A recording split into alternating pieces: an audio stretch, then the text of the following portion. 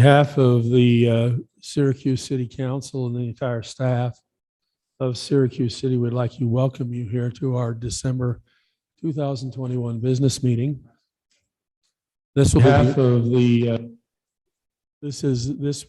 the only meeting that we will hold in December, and because of the holidays. The in-person location is here at City Hall at 1979 West, 1900 South. You may join this by Zoom by obtaining a copy of the agenda, and there is a link there that you can use. You can also view this at a later time or with just a little bit of a delay on our YouTube channel. So I'm going to call the meeting to order. I've asked Dave if he would give us an invocation on tonight's meeting, and then I've asked Seth if he would lead us in the Pledge of Allegiance.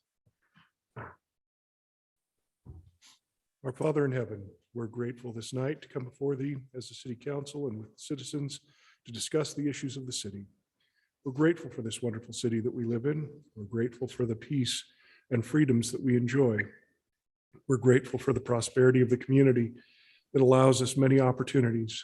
We're grateful for the wonderful city staff that serves us so well and helps us get through the challenges that we have and deliver the service to the people that is so needed. We pray this evening that we'll have thy spirit to help guide us through the decisions that we'll make and have a peaceful spirit upon this meeting. We say these things humbly in the name of thy Son, Jesus the Christ. Amen. Amen. Thank you. Prior to the meeting, Cassie informed me that we had one email that we had received. Oh, yes, I'm sorry. Will the audience please rise? Repeat after me. I pledge allegiance to the flag of the United States of America and to the republic for which it stands, one nation, under God, indivisible, with liberty and justice for all. Thank you, Seth, and thank you for stopping me. I appreciate that. As I mentioned, Cassie said that she had received one email prior to this meeting that needs to be read in the meeting. Okay, this email is from Josh Hughes. He says, as I've worked in building and development, I've noticed a distinct difference between the demolition process and the demolishers as compared with the building process and the builders. It seems everyone likes the demolition. It's fast, exciting, noisy. Everyone wants to get involved. For some sad reason, it's fun to tear things down. Strangely, we feel like we accomplish something when we quickly destroy the work of others. It's a natural impulse. Children love it. It's a part of the natural man. Those who demolish don't need much, if anything, in terms of skill or knowledge. No talent needed. You just let out aggression and destroy. It's satiating, it's temporary, and short-lived excitement that brings short-lived happiness. The building process, on the other hand, is hard. It takes a long time, a lot of effort, considerable expense. You need planning, creativity, knowledge, talent, resources, and skill. Not everyone wants to do it, and certainly not everyone is qualified to do it. Because it's so much harder and more drawn out, there's a little, if any, immediate excitement or thrill. But in the end, there is a real pride and satisfaction that comes with building and being part of creating something. A joy and pride that can last for years, maybe a lifetime, long after the fun of demolition was forgotten. Building something creates enduring value, utility, and service to a higher purpose. It's not surprising that we have lots and lots of demolishers around us in society today. You see them online all the time. We even have some demolishers in city office, but we also have some of the rare breed, some of the builders, those that are willing to do the work, to go through the pain, to be patient, to be a part of something bigger than themselves. Builders that are part of creating lasting value. I'd like to thank two of those builders tonight, two people that have been building and serving Syracuse for years and are part of tonight's meeting as one of their last. First, I'd like to recognize and thank Mayor Gailey. Mayor Gailey is akin to a general contractor. He brings people together. He makes sure things get done. I've appreciated the demeanor Mike has. He is genuinely good and a caring man. He always has the perfect story to introduce a tough topic. He is a true bridge builder who helps us see the common purposes and common goals we share. Mike has epitomized what a mayor should be. Mayor Gailey, thank you for your service. Second, I'd like to recognize and thank Councilmember Bolduc. I remember the first time I came before Corinne at a council meeting. I was so intimidated. I was intimidated because right away you could see how put together Corinne is. You could tell she was smart, confident, and no nonsense. As I've come to know Corinne better, I'm less intimidated because even though she is all those things, I've come to know her as a genuinely good person. She cares about people. She cares about doing the right thing. She cares about making the right decisions for Syracuse. She doesn't cower to 3 angry people or 30 or 300. She makes the decision that she believes is in the best interest of the 30,000, and that is consistent with her values and our city ordinances. I respect and admire Corinne. Councilmember Bolduc, thank you for your service. We need more builders like Mayor Gailey and Councilmember Bolduc.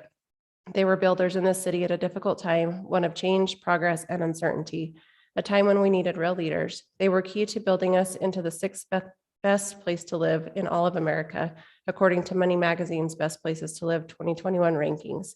How's that for going out on top? We can always remember that when Mayor Gailey and Councilmember Bolduc left office, we were the 6th best place to live in America. Those are some big shoes to fill. Again, thank you, Mayor Gailey. Thank you, Councilmember Bolduc. Genuinely, Josh Hughes. Thank you. We would invite any here who would like to address the council on a subject that is not part of a public hearing. If we're already hearing that matter, you'll have your opportunity to make that statement then. But on any other issue that isn't on the agenda, we'd like to hear from you. Those of you that are, let's go first to Zoom. Do we have anybody on Zoom? Yeah, there are a couple people participating. I Okay. don't see raised hands. All right, I'm not seeing any raised hands. How about here in the chambers? Anybody here like to address the council? Mayor Palmer.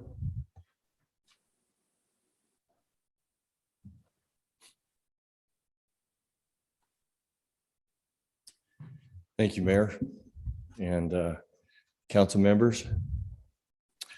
Also, I would like to go along with Josh Hughes. I really believe that you guys have done a great job, and so thank you for it. I look forward to working with you, Corinne, a little bit more with the museum, so thank you. So for me, just a couple of areas. My first area of concern is about the service boards. The service rendered by the members of this council who serve on the boards for the North Davis Sewer District, Wasatch Integrated Refuse, and the mosquito abatement. These are boards where a city council member is placed in a voting position. These boards also give remuneration for service rendered. The North Davis Sewer District pays a little bit more than $600 per month. Wasatch Integrated pays a little bit over $400 per month. And the sewer district, I think, or the mosquito abatement pays just a little bit over $200 a month. When I was mayor, I chose not to be on any of these boards because I felt that my strength would come by being available to all citizens, contractors, and business owners who live and work in the city. So rumor has it that our mayor-elect desires to be placed on the boards of all of these districts. And I hope it's not true. In a previous conversation I had with him, his opinion was that mayors should not be on these service district boards. I agreed. So now I am surprised that it has been rumored that way. You as council members control who will be on them through advice and consent. The North Davis Sewer District is purely a decision by the council, and the other two are nominated by the mayor and then through advice and consent by this council. My earnest desire is for the council members to look at these positions, place them among the 5 council members, and allow our new mayor to represent the city to all schools, citizens, businesses in his executive position for the Syracuse City. The next item that I have of importance to me is our police officers and firefighters to our city. In our world today, we must have dedicated police officers and firefighters who are paid adequately in the positions they hold. With inflation, you as a council will need to be alert and aware of the pay in other cities to make sure our police officers and firefighters are not lured away. So I strongly recommend that you stay on top of this because inflation is here. It's here to stay. We have a great group of police officers and firefighters, and I hope that we will be able to keep them. Thank you. Thank you, Terry. Anyone else here in the chambers? Hearing and seeing none, I'll close that. There'll be another opportunity this evening while we're still in this meeting to address another topic that may have come to you. We'd welcome your comments at that time. Council, we're at item number 3, approval of the minutes of October 26, 2021, a work session. October 26, 2021, a special meeting. November 9th, 2021, the business meeting. And November 9th, 2021, the work session. You've had those minutes to review. Are there any corrections that you need to have made? If not, I entertain a motion to approve them. So moved. I have a motion by Corinne. Do I have a second? Second. Second by Seth. Any further discussion? All in favor? Aye. Any opposed? Okay, Corinne, that appears to have passed unanimously. Steve, do you want to do the audit? Want to hold that till later? Okay. Item number 5, appeal of the Planning Commission denial of site plan application for the Town City Center project. And we have a full schedule tonight, and I'm going to try to keep us moving forward. In order to do that, I would like to approach this particular item in this way. I'd like a brief introduction by Noah, and then I would like the appellate to present its arguments and any evidence to the council, and then questions by the council of that appellate body. Neighbors present, arguments, and any evidence to the council, and then questions by the council by the arguments of the neighbors. The appellate's opportunity for rebuttal, if they desire to rebuttal, follow up by questions by the council, discussion by the council, and council, we need a motion this evening on this. We need an up or down motion. So do you want to bring us up a little up to date? I think we've discussed this a lot. Yeah, sure. I'll try to do so briefly. There's a lot of information in the packet, and I guess for the benefit of those who are listening, this is page 176 of the packet. October 5th, Planning Commission reviewed a site plan for the Towns at City Center project. You probably remember, obviously, the rezone that came through that has a development agreement. Planning Commission felt that the project did not meet the parking requirements, so they denied it. So site plans are administrative. So if the project meets the ordinance, they should approve it. If not, and so there was in the parking requirements, the city's parking requirements, we do allow for shared parking, and the Planning Commission just didn't feel like they met their interpretation of that. I won't go too far into it, as we have representation of the applicant. There's any questions about kind of what the Planning Commission was thinking, or what analysis from staff, feel free to ask me. But the applicant has the representation here. The neighbors, I believe, have submitted a lot of information as well. And so your role here as City Council is as an appeal board to the Planning Commission. The applicant feels like Planning Commission got it wrong, and so now your decision is to either uphold the decision of Planning Commission, or you could overturn it, and then the site plan would essentially be approved, or you could approve with conditions. So kind of the same options of voting that the tools in your tool belt: approve with condition, table, or deny. Okay, thank you. Josh, do you want to address the council, or your council? Mayor, council members, good evening. My name's Ryan Frazier with the law firm of Curtin McConkey, and I'm here representing the applicant and appellant. I've got with me here today, Josh Hughes, who will also be addressing some of the issues, particularly as it pertains to the facts and as it relates. In this instance, we're appealing the Planning Commission's October 5th denial of the approval of the site plan application that was submitted to the city on August 24th. As we understand it, the denial was based upon the fact that the parking did not meet the code. In other words, there were insufficient parking stalls. And in this case, we believe that, with all respect, that decision was erroneous and that it was based on a misapprehension of some of the facts. And therefore, we wanted to come and explain part of that. And our petition is that get approved, that the site plan get approved. Foremost, one of the reasons why we believe that it should be approved is that it's already vested. And what we mean by that is that the Towns at City Center had submitted a development plan, and the site plan was attached to that document as Exhibit B. It had been approved, signed by the city, and therefore it effectively had already been accepted as a document. Then when that document, the site plan, came up on application before the Planning Commission and was denied, we believe it was erroneous as it had already been approved. There has been an argument by neighbors and others that the site plans were different. That's actually incorrect. And I think based on misinformation. The site plan that had been submitted initially with the development plan was identical, or at the very least nearly identical to the one that had been submitted with the application.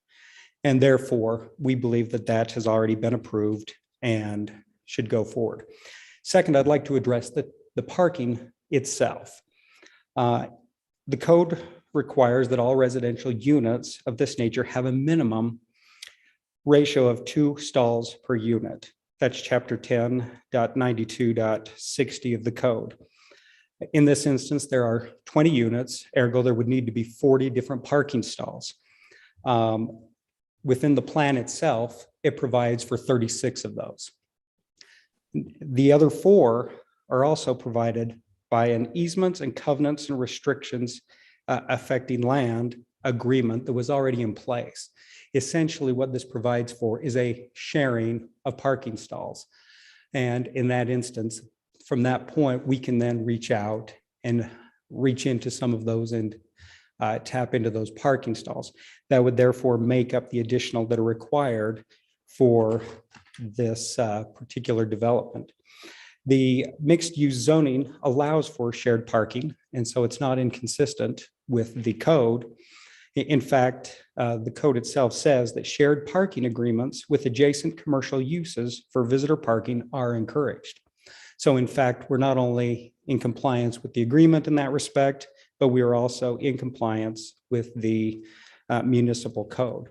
And therefore, those are the 2 primary reasons why we believe it was erroneous for the Planning Commission to deny the application. And we believe that the site plan should be approved.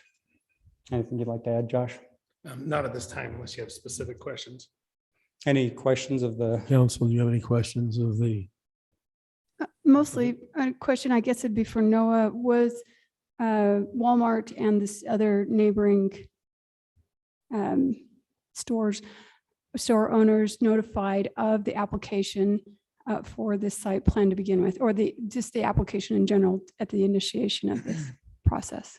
So we held public hearings as required and put signs on the property as required and sent out notices, and they did participate. Does that answer your question? Yeah, it does. That they were notified per our ordinance. Yeah, the neighbors to the, what is that? The east and the south participated. We didn't hear anything from Walmart during the public hearing process. Okay. Have we received anything from them since then? I haven't heard anything from I've heard Walmart. rumors of things, but I have not heard anything concrete. Exactly. So, but they were notified about the process and the meetings subsequent to that throughout this process. Yeah. Okay. They're a big corporation, so. So as part of the sharing, how many parking stalls can they use from your lot?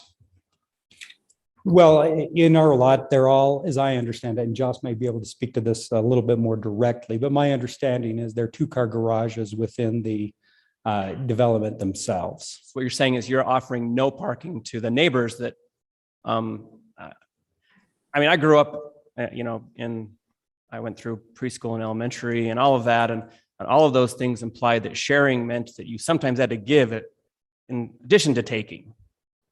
So what you're saying is you are offering absolutely nothing to add to the parking situation for those neighbors Is that correct? Well, and I'll defer to Josh here in just one moment, but I think that it is only partially correct and partially incorrect. Certainly the garages themselves would not be something that could be shared, but within the development itself, we've tried to be a good neighbor, work with those around us. We've offered plans for ways in which we could develop other parking around the edges that could be done at the expense of the towns at city center and things of that nature that could be used and that we would be willing to share. We've proposed that with some of the neighbors, and certainly we're trying to work through those things. Yeah, my comment is just similar, I guess, to Mr. Frazier's concluding comment, which is we've actually offered to add an additional 19 stalls, 10 that would be half on our property and half on the property to our south, which would eliminate the need for, a landscaped park strip there, would facilitate better deliveries, employee parking for that business, as well as could be used by ourselves, and that'd be at our dime. And then actually at the encouragement of the council, and I think it was specifically Councilman Mon's idea, we proposed parking on the east of our property, an additional 9 stalls that would help kind of clean up things at the old O'Reilly's building, relocate that dumpster.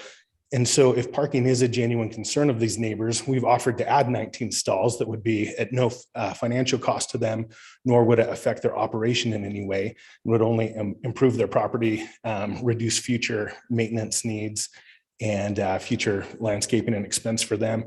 So if those are genuine concerns, we are willing to add an additional 19 stalls, and that offer has been repeated to them multiple times. And I believe most of you have seen emails to that effect. I understand part of the argument is that your plan hasn't changed, but now you're saying that you're offering to change the plan. We're offering to add 9 stalls. It probably wouldn't be on our site plan necessarily, because the 9 stalls would be on the property to the east. And the majority of them would be, of the other 10 stalls would be on the property to the south. And that was shown and depicted in one of our original submissions, the 10 on the south, and the fire marshal to have proper turning radiuses had us eliminate those.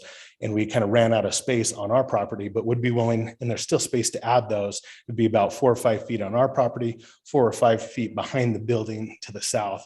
But as you're probably familiar with that building, the back of it is just doors for employees, a sidewalk, and basically a loading and unloading area that's really not functional right now because there is no road back there. So we'd be improving that in the process. So you're establishing that there were multiple plans, not always one plan, and that with these multiple plans, you can't physically fit the parking on your site as proposed. Our site meets the ordinance as far as parking, but we have added or offered to do additional parking in excess of the ordinance. And yes, like every other development proposal that's come before you, there's been multiple iterations, but the one that was approved with our zoning change and attached to the development agreement didn't have any more parking than what has been presented in the current site plan. So I noticed you quoted 1092-060 for parking. I noticed you didn't complete the sentence you read. And I'm going to just finish that. It says, parking for residence units shall be provided at a minimum ratio of 2 stalls per unit. And then there's a dash, meaning sentence is not over. 1 stall for the resident and 1 stall for visitors. So are we requiring that all residents open their garages to allow visitors to come and park there? I don't think that would be required, but it'd probably be their option. I've let my mother, park in our garage when it's, and she comes to visit. I'm just saying the zoning requires that. It wouldn't be an option. To meet the zone, you would have to open that garage and allow any visitors that come to park in your garage in order to be compliant to the ordinance. Well, the shared parking provision that we already have would allow for that as well. I think we need to remember that we approved this site plan. We And conditionally approved We- this we site approved plan. This site plan with What no condition? conditions but suggestions. We can, And that's why what we have here before us is a reconsideration that was brought back to the Planning Commission, brought back to us. And that's what this discussion is. So to go back to them and say, you shouldn't have offered this when we approved what they've offered. We need to be clear about Let me this, right? finish. We conditionally approved it, specifically stating that the parking was insufficient and they had to work something out. That was What the does it say condition. specifically on there? Do we have a? We need a record to see if this Hear the was with record. condition. I remember the discussion I about the think parking. unfortunately, it was more like, we suggest you continue Right. working, which was, I Yes. think, a fault of ours. to But at not the provide same- strong We enough language to- suggested. But It at the was same not time- conditional. I But at the do- same time, the condition specifically stated that we felt the parking was insufficient, or we wouldn't put a condition on it. I don't remember any condition being stated in the or in the motion itself, but I the made the reason, motion. I put the statement in. okay, well, we can hear the record then if we need to. Okay. But at the same time, I do recall the whole, the discussion being that we didn't want to put all the power in the neighbor's hands. He was offering, making multiple ways to improve their parking situation as well. And yet, if somebody doesn't like something, they can say no, and they have all the power. So we need to refer to the record. Well, I think there's a 'Cause I conflict don't recall here it. regarding what was represented as far as the covenant agreements. What we've learned about the covenant agreements is not accurate with what was described in this meeting. And it was suggested that the neighbors would be willing to share when apparently they weren't ever willing to share, and it was never there. They never made an official communication of such. So I think that we were misled at the least, if not completely, given false information. But on that same note, we are not required to enforce ECRs. I acknowledge that. But I Except do for in find this it, case, but- we are one of the actual, we actually own land Yeah. in this area. But I do want to state that there is some irony and they are counting on the ECRs that they have said they are ignoring with the residential in order to get the parking. So they're both acknowledging the ECR and ignoring it in the exact same sentence. that is a challenge, and I think that's a real problem. Council members, if I may address some of these, I think there's 3 issues I'm trying to keep track of that I need to respond to. So let's see if I can deal with each of those in order. Foremost, going back to the statute, I think we're in compliance with the statute, irrespective. First of all, if you look at the statute itself, it does say what you said. That is correct, council member. But having said that, there's nothing that precludes doing that in the form of a garage. And so it's still technically compliant with the statute. Moreover, the shared nature of the easement, which we've also addressed, also provides for those parking spaces. And so we are in compliance with the statute. The second thing that I would say, I already forgot the other one, but Councilmember Mon's point, I wasn't involved in any of those discussions, and so I don't know what was represented previously.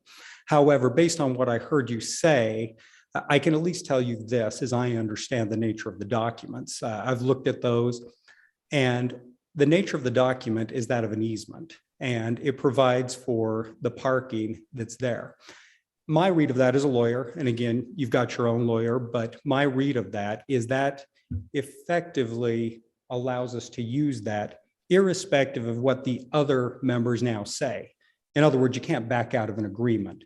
Once you've contracted to do something, that's your obligation. And so for them to say, well, sure, we have a contract, but we don't want to honor it, would be inappropriate. So I don't know that there was anything that was misrepresented. I think it's actually still true, even if other people are now saying, well, we don't want to honor what the agreement says. So I think it's important to note that that easement provides for the shared nature of the parking. And so I think in that respect, I don't know that I don't know what was represented, but based on what you had said, I don't know that there was one, if that makes any sense. Council, I'd like to move us on now. Sure. We've heard from the applicant. Let me hear from the neighbors. Well, at Dave, this I'd point, like to hear from the neighbors. We're going to suspend the discussion. We'll come back to it. Let's hear the argument from the neighbors. Thank you. It's a pleasure to see you in person rather than by Zoom. Paul Roberts asked me as I came in if I had my attorney with me, and being a little inexperienced, I didn't realize that that would be an important thing. So I probably should have done that. I do want to address a few of these issues. First is this issue of already vested. And you've got the developer's attorney saying that this project was in some way already vested. I'd find it surprising if in fact the city believes that every time a concept site plan is presented to them as part of a zoning application, that site plan, when they approve the zoning, they've approved the site plan as well.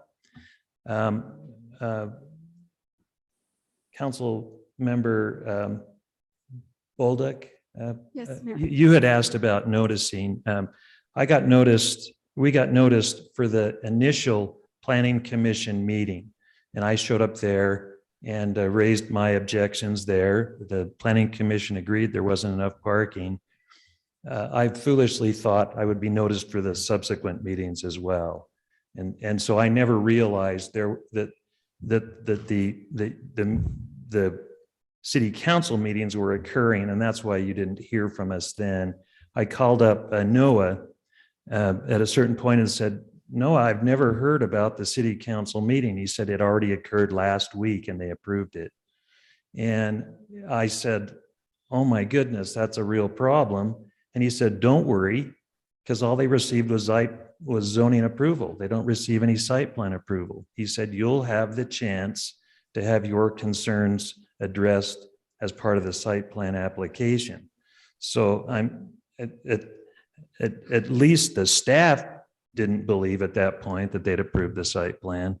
And I find that really hard for the city to address consistently when you're working with a zoning application, if the site plan that's presented to you is finalized at that point. It's part of the process in some of our land use ordinances under mixed use, PRD and there's one other, RPC. So that occurs at the same time. So I highly doubt Mr. Steele told you that site plan hadn't been done at the same time. And ignorance of meetings is not, sure, that's fine. Go ahead. I could respond to that. If you read through the development agreement, it does say that site plan is required. And, and maybe Paul can correct me if I'm off base, but site plan, so you have a development agreement and you have a concept plan, which is required during the legislative process for rezone. Mm-hmm. But there's still more details that need to be reviewed as the project gets closer to construction. Sure. In these zones that we require development agreements, there's a lot more work that's required up front. And so we do have, they're further down the road. So, Paul always says they're vested as to what, they had received their zoning. And then the site plan is an administrative review. It's not a legislative decision. Right. But as far as the development agreement and the site plan goes with the original plan, pretty much, other than the details. There's an exhibit in the development agreement and it's different in that case so that we don't have a bait and switch situation, because these are really important developments. And so that's not accurate as far as that you get to change it later on.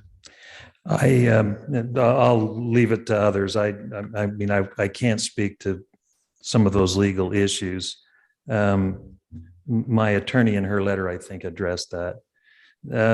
I want to talk though about the identical thing, and that is that absolutely the site plan is not identical, and that's because the one that was shown to you showed parking spaces, true, off-site, but it showed new parking spaces being developed on the neighboring property, and it was clearly marked on the thing. And unfortunately, there was even a representation made that they were working with the neighbors on that parking. And at that point in time, the developer already knew that was impossible. He had already been rejected by both of us. And I've provided you with those emails and the communications that show that he had already been told directly no before that. They've said, well, we have offered to improve the parking on their properties. I find that kind of surprising that it would be our obligation to allow him to develop parking on our sites.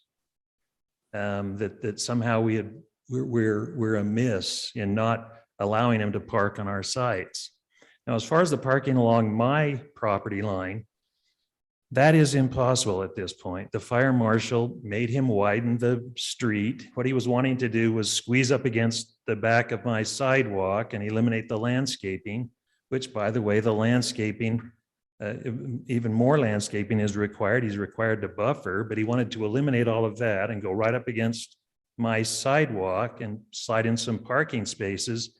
Even that would be physically impossible now because the fire marshal said it didn't fit. I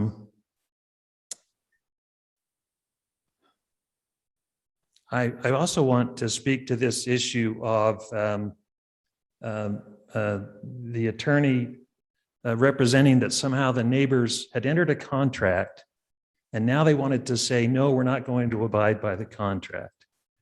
Well, it's an interesting representation because in fact, this is a contract between private property owners and the contract says no residential use. Well, it says specifically only commercial uses. And so this directly violates all of that contract. And then to say that somehow we're the ones that are not wanting to abide by the contract. And the contract also clearly says 5 parking stalls per 1,000 square feet.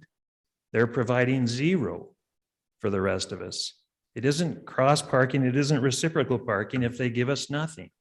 And I think that any of you reading the plain language of that agreement, now that you've seen it, would recognize that there's almost no chance that any judge would make a ruling that in fact they deserve the rights to all the parking, but they didn't have to abide by any other aspect of that agreement. And so they don't have any parking. And I mean, I can say clearly that we will prevent them from parking on our property. Now they can say, well, we'll sue, but then they've got to stand before a judge and say, look at this document. It gives us the right to park. And the judge is going to say, but doesn't it say you have to provide parking? And you didn't do it? Doesn't it say you can only do commercial uses and you didn't do it? So how can they claim that they legally have rights to park on the other properties?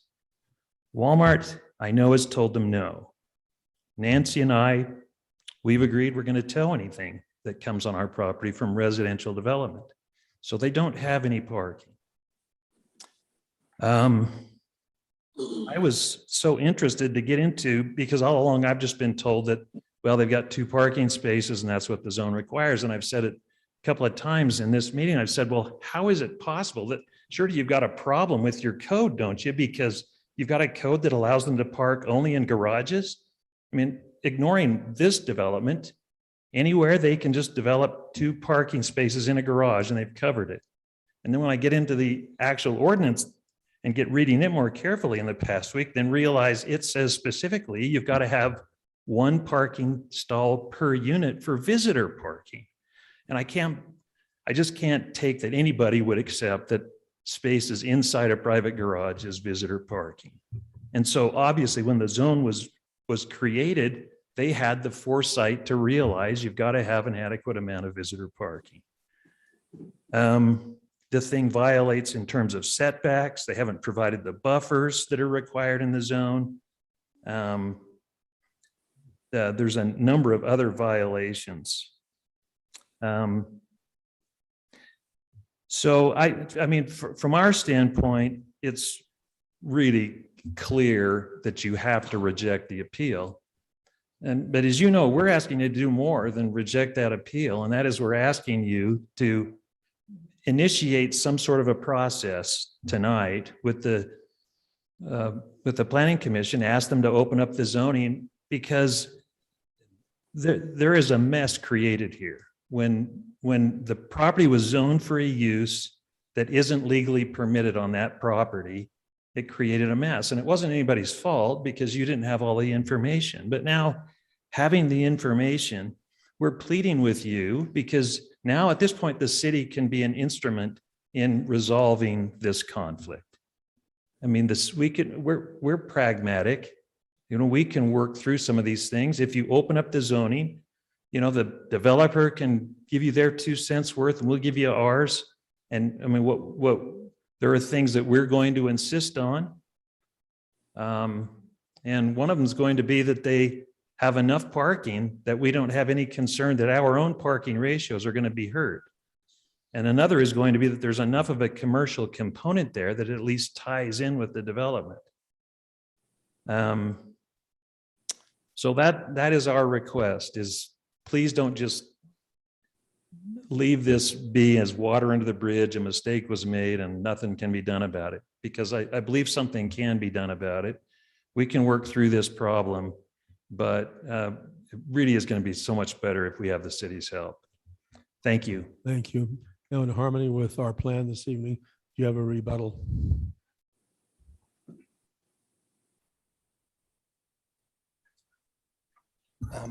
I'll address just a couple of things and then let Mr. Frazier finish up. I just wanted to, I guess, correct a few of those things. The fire marshal, the plan that didn't work for him was when the parallel stalls were 100% on our property, along with the additional curb and gutter. They can still fit, you know, with the current plan, but it would have to be, like I said, 4 to 5 feet on the southern property, as already referenced. It wasn't just a concept plan, as you guys know, that went, you know, through the zoning process. The application talks about it being the site plan. The development agreement talks about it being the site plan. And, you know, we firmly believe we have a vested site plan and project. I also want to just clear up the, you know, misconception that we just are interested in letting our parking spill all over the place. You know, that's never been our plan. And, you know, Carrie, I think would be intellectually honest enough to admit that, you know, I had 3 different conversations with him prior to talk about, hey, how could we be good neighbors? What could we do to kind of control the parking? Even though we have a cross parking right, could we put up signs that say, you know, no residential parking? Could we have people, when they move in, sign something that they understand where they're allowed to park and where they're not allowed to park? You know, we brought up a lot of different solutions, including adding parking stalls to try and basically make his concerns, but he said there was nothing basically that could be done that would make him feel happy there. We don't expect the city to referee a private document, and I hesitate that we're getting too far into the weeds, you know, with that. Everybody keeps talking about the ECR. He keeps bringing up the 5 stalls, you know, per 1,000 feet. It doesn't take much math to find out that his doesn't comply with that. Once you have a restaurant, you have to have 10 stalls per 1,000 square feet. And you can do the math. His building doesn't meet it, nor can you have 5% of your building that's used for recreational purposes. And he's got a karate studio that takes up the majority of his building. The property to our east doesn't have 5 stalls per 1,000 feet. So there's a lot of people, you know, accusing each other of being hypocritical. I think that's all left out of here. That's private matter. And what's before you tonight is we're asking for a site plan approval on a project that's already been vested. And I don't think it should be more complicated than that. And I'll try to address issues really rapid fire, as I do have a couple of things that I'd like to address from what was said, but I realize we're short on time. Foremost, reopening the zoning issue. I don't think you're contemplating that, but that's inappropriate at this point. This is an appeal of the Planning Commission's denial, and that's what's on the table. As far as the commercial uses and the other things that were raised, really aren't something to be considered. What's to be considered is whether the site plan conforms to the statute. That's what's to be decided. It's not whether it conforms to some private contract or something like that. That's between the parties, and they need to figure that out. If there were to be deliberations or disputes to be had over that, that would be held in another venue, not in front of a city council, whether it be a court or whatever the proper venue would be there. And it sounds like that we're trying to litigate a contract in front of a city council, which would just be inappropriate. As far as Walmart stating what they did or did not want, it's purely hearsay, and there's really no evidence of that here. Walmart's not here. They can speak for themselves, and that's what would be appropriate if they were here. As far as the site plan itself, again, what was attached to the development plan is what was before the Planning Commission. Although there were other iterations and different designs, some of which, yes, did have those parking stalls identified. They were concepts. They were not what was part of the development plan. And finally, I think it's important to talk about the language of the contract. Now, although I said we're not litigating it here, I think it doesn't matter because we're relying on it. In other words, we're relying to enforce that contract as the basis for the parking stalls to get our required 40 under the statute. And I think it's important to understand there, it actually doesn't say anything about that we have to give you so many if you give us so many. Right? It doesn't say that. All it is it's an easement that basically says we have the right to park here and you have the right to park there. The language is very specific that it says any common area can be used primarily for parking. So we're talking about common areas here. The parking that we have in our garages are not common areas. It does satisfy the city's requirement of meeting the 40, but it's not available as a common area for shared parking. But other areas that are out and that are common areas can be used as shared parking. And so I think it's important to understand that we do have a right under that contract to use the parking, and that for that reason, we meet the city's statutory requirements, which is what we need to have the site approval. All of the other issues that are in the contract really are private matters between the parties, and they should be litigated elsewhere. Unless the body has any further questions, we would submit it on that. Thank you. I'm going to open this to the council discussion. Before I do, Paul, can you give us an opinion on where we are with vestiture?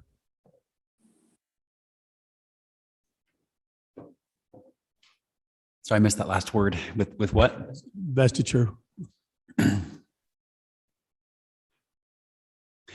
I've rendered an opinion to the council. I tend not to share those in the public meeting. The MXD zone is one of those zones that has, unlike the traditional format where you just approve zoning and then people come in with a site plan after the fact with no vesting other than just what's in the code. The MXD does require a development plan as part of the submission, and when that's approved, as long as what's being submitted is conforming with that development plan that was submitted before, then the vesting would apply to those documents. So if the council finds that is conforming, then there would be some vesting there. All right, I'm going to open this up to discussion, and Noah, would you be ready to give us maybe some dates of when you believe that document became, what the site plan became accepted by the city? When do you believe the site plan became accepted by the city? Well, the date that the city council approved the zoning and signed the development agreement would be the date that they became vested on the concept plan. Then in the development agreement also says that they're also required to submit a site plan, which was, what did we say, October 5th with Planning Commission. So in order for this to meet our ordinances for parking, we're relying on the cross parking agreement. Without that, they don't have enough parking.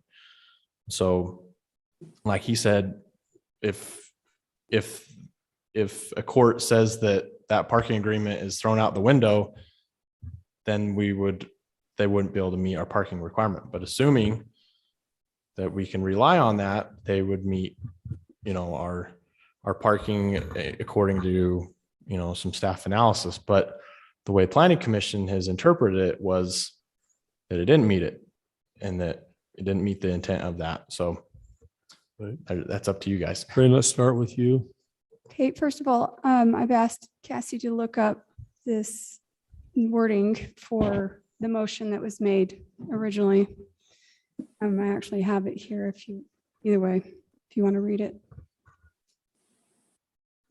You just want the actual motion that was made? Yeah.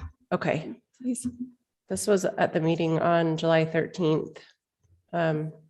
So Councilmember Savage moved to adopt ordinance 2021-18. Someone on Zoom. Zone change for towns at City Center project located at approximately 1556 South, 2000 West. From general commercial GC to mixed use development, MXD, with the following amendment to the development agreement.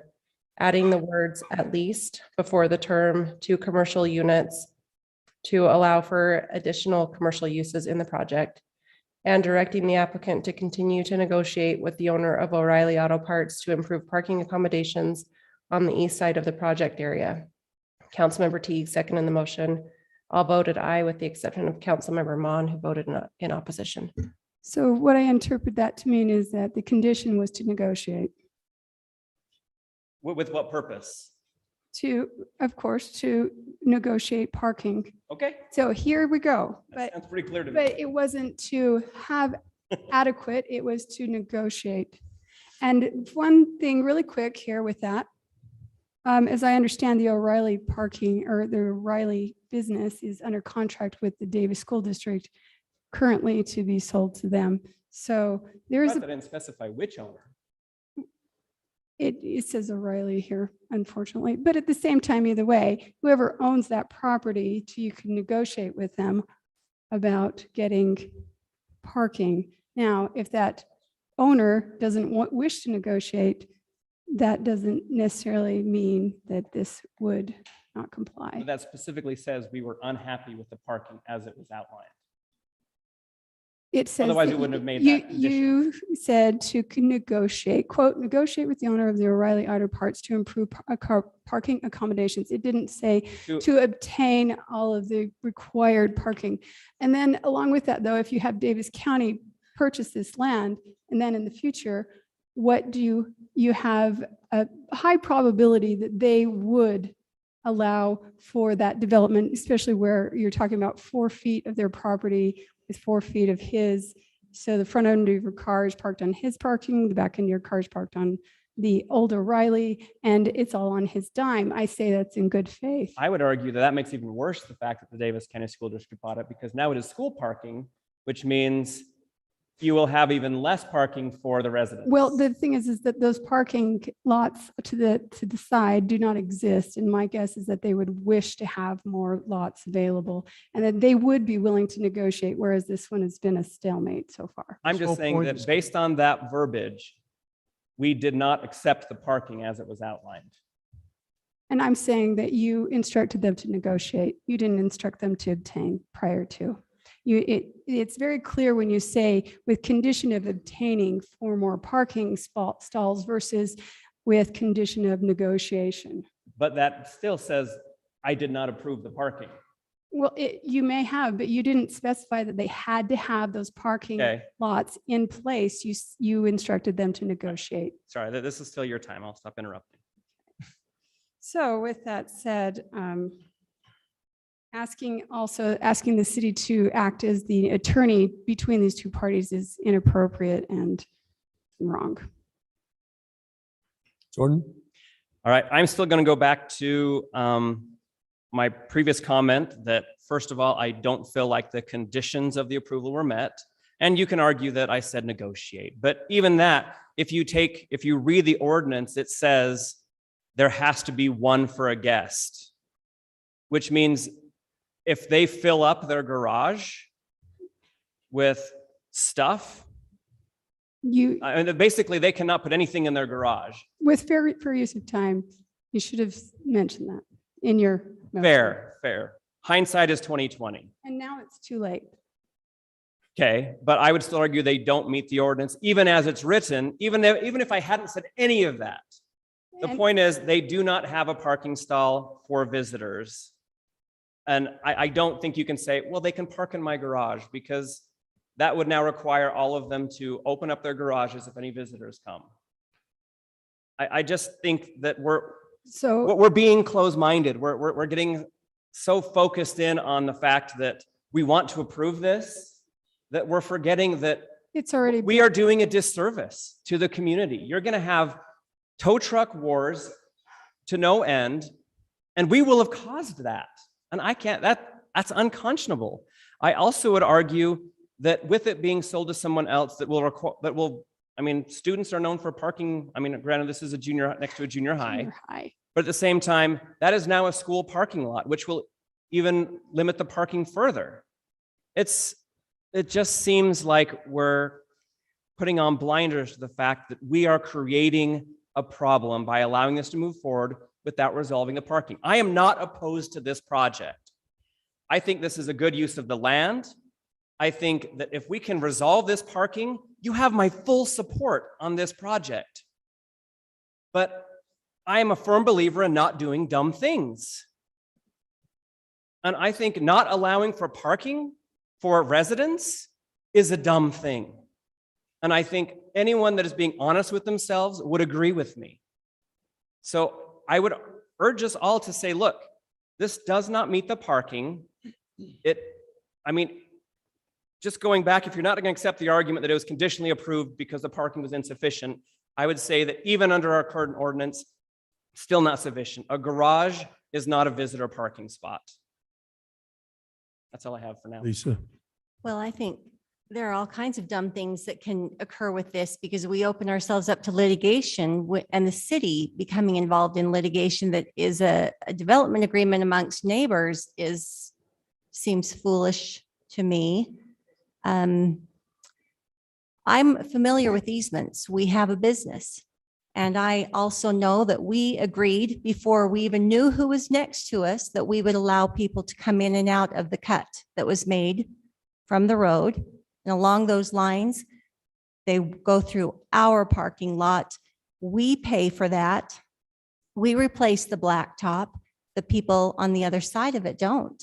But it was never up to us to say, well, you'll need to pay for this, even though we agreed to that easement. There was no idea of this as a shared burden. It was our burden that we approved when we signed and allowed the cut to be made on our property. It facilitates our parking lot and our customers as well as the people next to us. And we were not given the option of saying whether or not they would be bearing the same burden that we were. We approved that burden that was ours. So saying if we're talking about semantics here and what we believe shared means, we share our parking lot, we share our blacktop, we share our cut from the road that UDOT made, and we don't get to say no to our neighbors for that because they don't supply it to us. We approved it. I think that saying that your parking is of crucial importance to you, but being out of alignment with a lot of requirements on your own is hard to stand on firm ground. And I also think that if it was so crucial, why was it constantly set aside? I think that there needed to be some, when we leave something up for negotiations and one side is doing due diligence and the other is just saying absolutely no to many different solutions, and then we empower the person who's just saying no to all the solutions, that seems disrespectful of the other property owner who is putting up their best options and trying to solve this. But I also go back to this shouldn't be a discussion or a litigation that the city is involved in. We approved a specific plan and a zone. What happens after that needs to be something that is worked out by those people, because we kept discussing contracts. They're two different contracts. The zone and the approval of allowing this site plan is completely different than what you're asking us to litigate and to get involved in. And that's like a neighbor's dispute. So those are just some of my thoughts. I agree that we don't want to do anything dumb and we would hate to turn this into a tow war. So I would hope that there could be some resolutions to that. But I also think it's foolish to leave our city liable for a lot of litigation that can come because we're reneging on an approval based on a contract between neighbors and landowners that isn't part of our approval. Thank you, Lisa. David? I think to try and relate this to something in another city doesn't make any sense to me because each city has their own set of zoning. So we're only adjudicating this based on our own zones and our own laws and code. I think that we clearly have a problem. There are neighboring properties that have a conflict that has to be resolved. I spent my Saturday with ULCT, and they spent an hour of that discussion for elected officials on making sure that you keep your city out of trouble from litigation. And one of the emphases that was placed there by the ULCT attorney was when there's a conflict, try to let that resolve first. Never try to make an adjudication and then go back and try to work something out after the fact. It just is nearly impossible. Based on that, and all of the double talk that I've heard here today from people saying, well, this applies to me, but not to thee. Works here, but it doesn't work against me. I think that there's clearly some resolution that has to take place. One of the options here is that we can table this. And I think clearly the only thing that we should be doing is let the legal battle play out before we start trying to take a side and try to say that one solution works and one doesn't, because we're just adding, ammunition to one of the sides or the other. We shouldn't be doing that. We should let the legalities of the covenant agreements be sorted out before we even weigh in on this, because they are so vital to how we interpret this. If there is a legal problem with those covenants being honored, then we are not supposed to go and weigh in and make a decision on that. So my position is there is no reason why we should make an up or down decision. We should table this and let the legal process play out first. Thank you, Dave. Sam? Yeah, so I think in regards to how I see this, based on the staff's review, having sat through Planning Commission, obviously being part of the decision-making process here as we granted zoning, what I'm understanding is that we have vested this project, is my interpretation of what we've been told and what we've seen today. I believe that there is indeed a parking issue. I'm not going to deny that. I think that it would be wise to have that worked out. And for that reason, I'm going to be short here. I think the process for me would be to approve this appeal with condition that the private owners work out an agreement outside of our purview. But let's make sure that if we're going to go that route, then we have to be clearer than we have in the past, that there has to be an increase in parking stalls that would service this complex. And what would that number be? Is that 4? That's really what's required by It ordinance. says one per. So per question along with that, Unless though, they agree that unless they have a partner within the entirety of the project. I would like- entirety of the area that agrees that they are allowing for shared, because like we've heard already, some of them already don't meet that but they fulfill it by having a shared parking easement, or, across some of the other business owners. now is it, And that's not that's not for us to decide. I think that's for you guys to decide. is it Mr. Jorgensen who was against this? The only way I would go for this is if he in good faith would agree to actually negotiate. Well, there's multiple owners. Yeah, I think that's hard because there's Yeah, so it's many. not one. per- That's the problem. So, but I could, are you willing to make that by way of, I could get behind that as long as that is a condition of the approval, that at a minimum, we get the 4. And I don't care. Is it, or can that be considered, can shared parking be considered part of It- that? If they get approval from, say, Walmart, agreed to shared parking, would that be considered? I don't think that changes it. Well, For they'd me, be- if they're part of they the group. have, Sorry, they're part of the common space. So just in answer to his comment, sorry. yeah, I mean, for me, if they have an agreement for places these people can park without the risk of being towed, then I'm good. But we have to have that. I will not approve something that is going to be a huge lawsuit battle for years to come. I can't go into that knowingly. So, So we can make the very specific recommendation or approval Condition. It would have to be a It condition. has to be a condition side approval. How would you state that? I think for me, you have to make sure that they have a signed agreement with the neighbors that they are meeting their portion of the shared as well. So I'd So what say it's at a happens if minimum they don't get it? 4, but if they require them to give up some shared parking to meet that shared component, I'm willing to put that in as well. They have to have a signed agreement with the neighbors.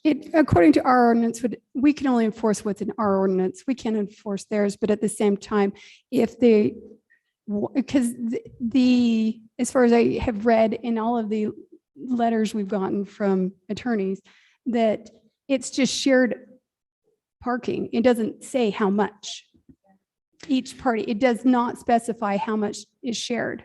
And it's kind of like if you were to come over to my house for pie, I don't require you to bring pie.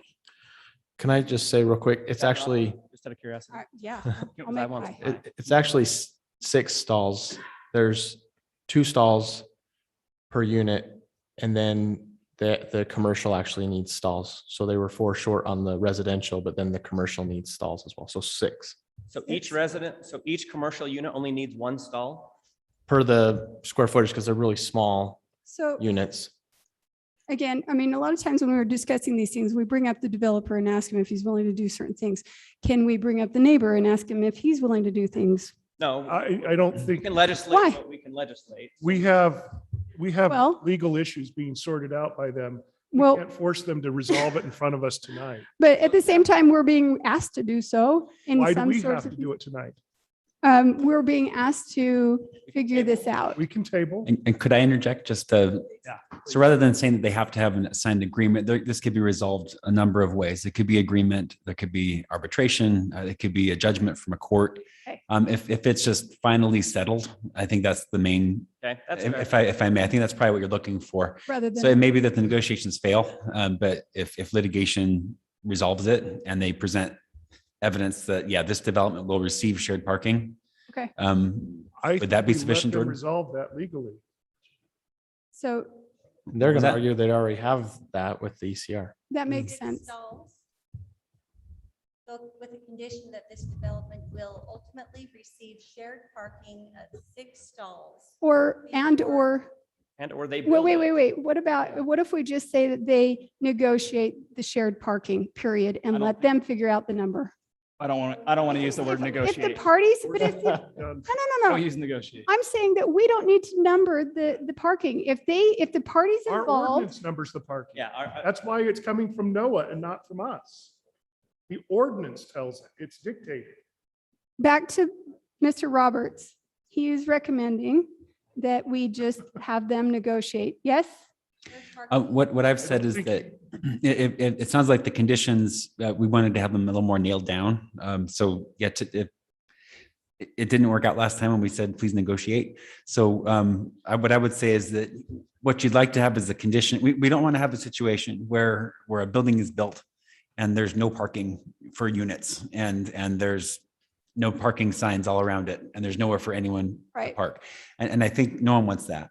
So what I would say is the condition could be that you have your site plan approval, but you need to, before you can build, you need to present to us a final document that shows that you have sufficient shared parking, and whether it's 6 spaces or, it's got to be sufficient under the code.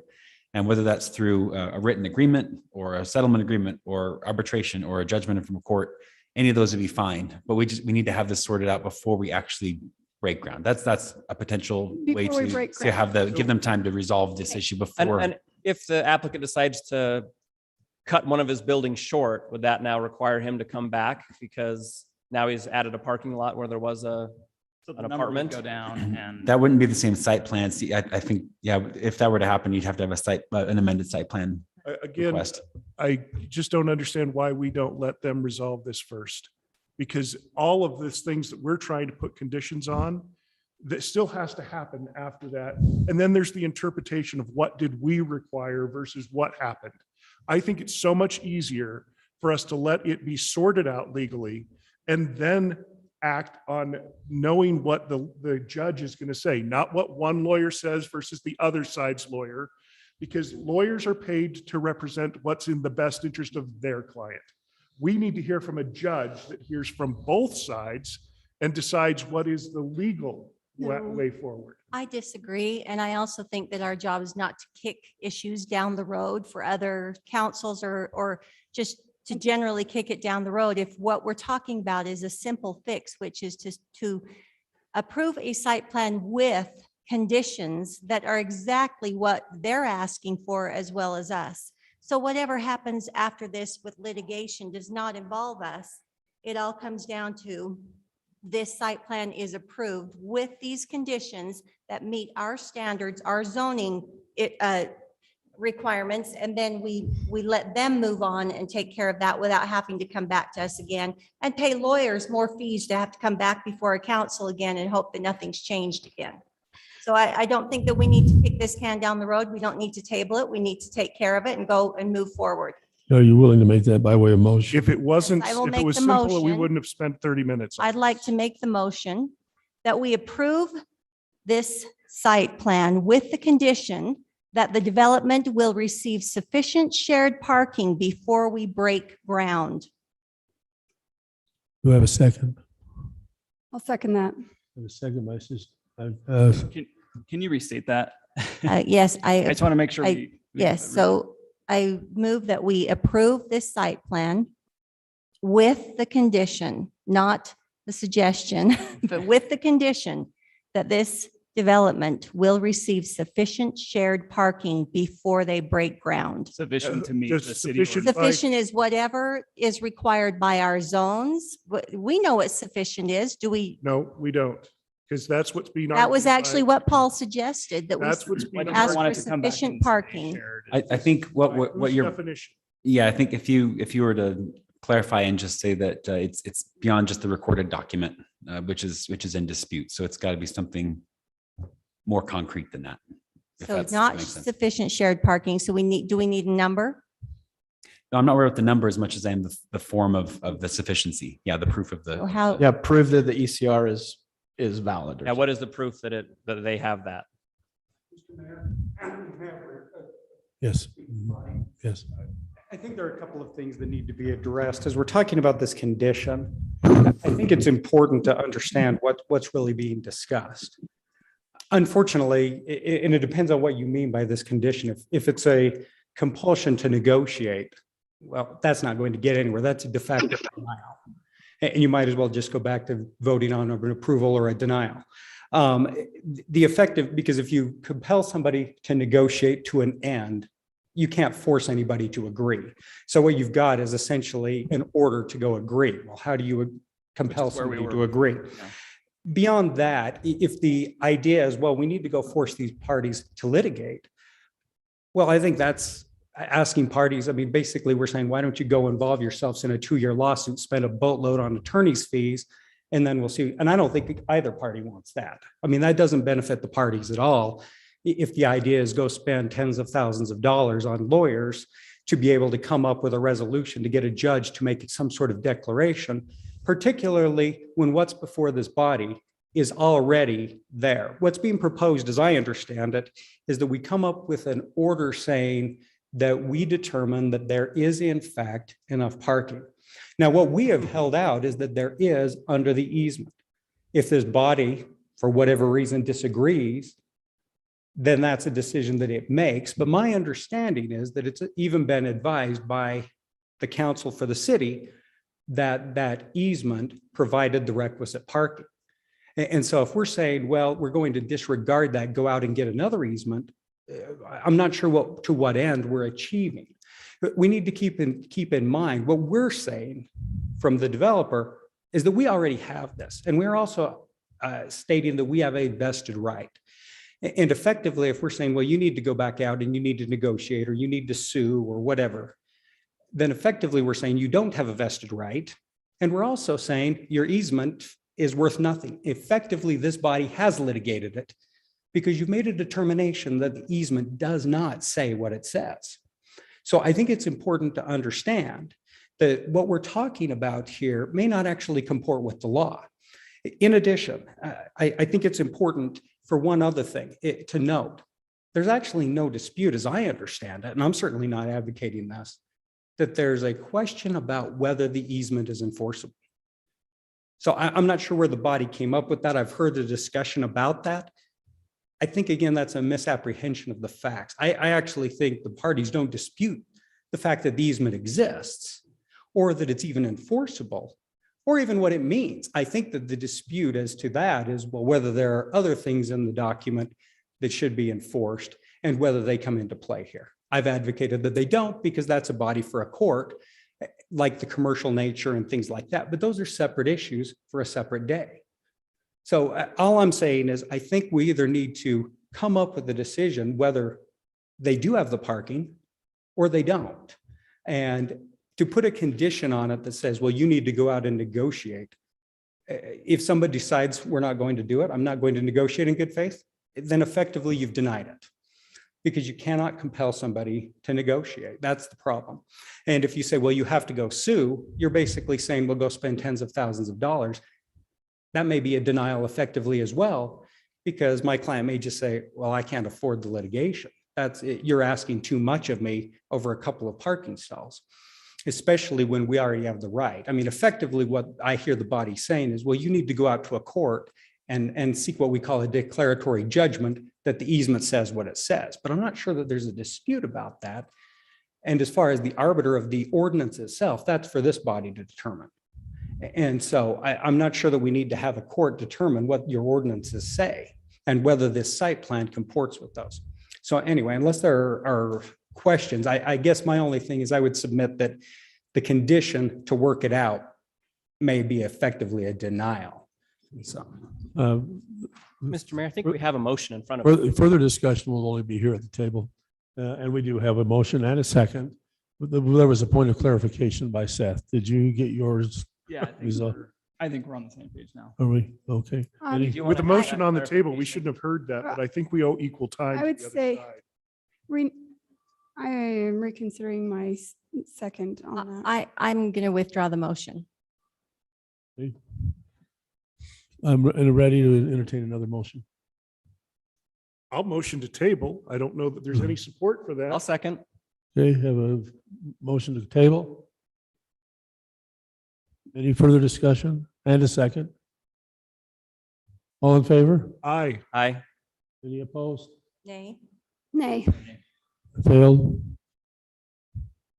I think we need to resolve this. Motion to deny? Second. Have a motion to deny and a motion second. It's been seconded. Any further discussion? All in favor? Aye. Aye. All opposed? Nay. Okay. So you guys are willing to allow this tow truck fiasco to No, take that's place? what we're That's- discussing. So if we're opening it up to more discussion, we have received a lot of counsel about this, and when you have one word and it's up for dissemination by the law and by a judge and by litigation, when you say the word shared, we don't get to decide which side that is involved, who's taking advantage of that. So I think that we're leaving the city up to exposed to suit.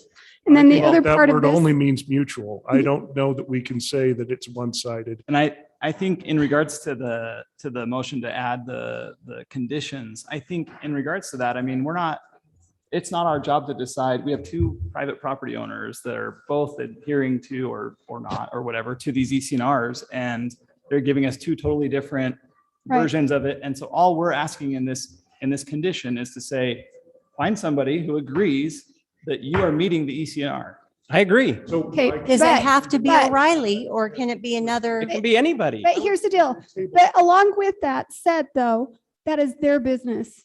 We do not have oversight over any ECNRs. Then if that's the case, ECRs. they don't have enough So, parking and they're not no. compliant to the standard. We've already approved it, though. That was your motion, unfortunately. When But you the- said, don't do stupid things, unfortunately, we did something that wasn't very bright. I So here we go with having to try to move forward despite that. we don't need to Okay. compound an error by making more errors. But here's the deal, though, is that we're going to open ourselves up for lawsuit if we don't. No, all right, what are you gonna do, Yes, Corinne? So- you do. That So- does. Paul, what would it be like if, what's the process if we table it? Will we just push this off for a month and reconsider this next business meeting and Yeah, a table would be pushed off to the next meeting. When it comes to administrative decisions, they can't be postponed indefinitely. So it's not, you couldn't just Right. wait, just say, well, come back to us when you got it resolved, because Yeah. that's effectively denial as well. So it would need to be pursued. So I would remake the motion that we table this till the following meeting, giving the two sides time to see if they can agree on what the covenant agreements are interpreted. And if they need arbitration, that gives them a chance to seek arbitration on these covenant agreements, because that would be great information for us as a council to say that it's been adjudicated outside of us, and this is how we understand it to fall. So I'm going to make that motion again, that we table for a month, giving them the chance to seek either arbitration or discussion on how these covenant agreements are to be interpreted. You have a motion for the council. Have a second? I'll second it. Second by Jordan. Any further discussion? All in favor? Aye. Aye. Any opposed? Nay. Yay. Okay. Yeah. Hey, So, and I did go back to the plans from July, from the meeting. There were two plans presented. Yep. And it was not clear in the packet which one was which. So the fact that they're vested because of what they showed us in that packet, and I have it right here. This is the packet. I'll just show it. can't I show it have to a everyone. packet too. So Yeah. it shows this as an option, and it shows this as an option. There were two plans presented that day. So what's your position, that you didn't know which one, but you approved it anyway? I said, with the option that fixes the parking on the east side. That was very clear. I thought was very clear. To continue negotiations. Yep, meaning that I thought I was approving this one. Well, this is the issue. We keep getting into intended meaning, right? Sure. If your word is negotiation and Yeah. it's intended, but same thing with shared, is that the intended? Question. It doesn't mean that they get to decide. I mean, we constantly are bringing this up to, it will be decided by a court. Do we want to be involved in that? Okay, well, Here's the other question. I'm not too. approving this Here's- as is. Here's so the other it's up to you question. guys. As of if where there's this question of shared parking and all of these tow trucks happening, I have not seen any proof in any of the documents saying that they will be towed. I that- just heard it. It was represented in this meeting. No. No, I'm saying like in the ECNR. Is there anything in there that says they will be towed?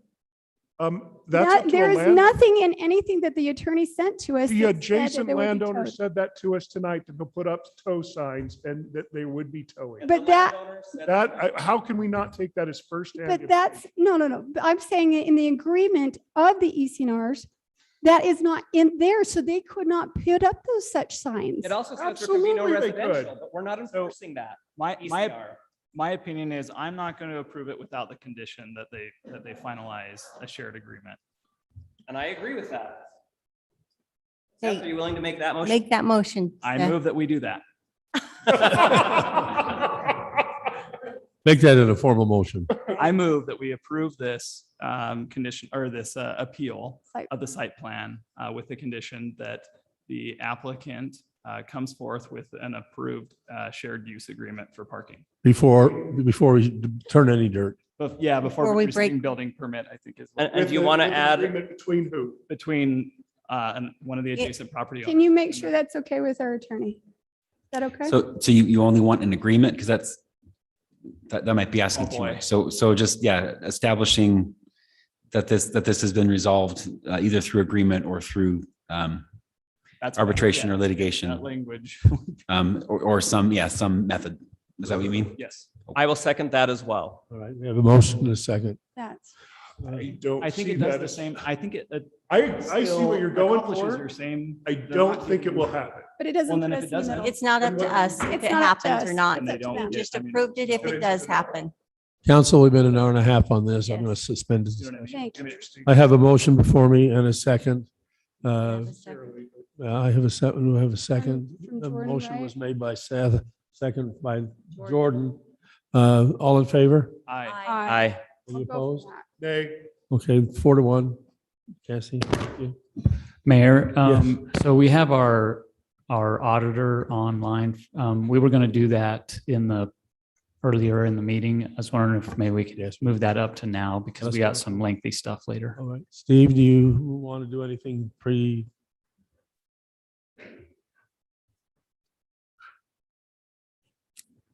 Seat up for you.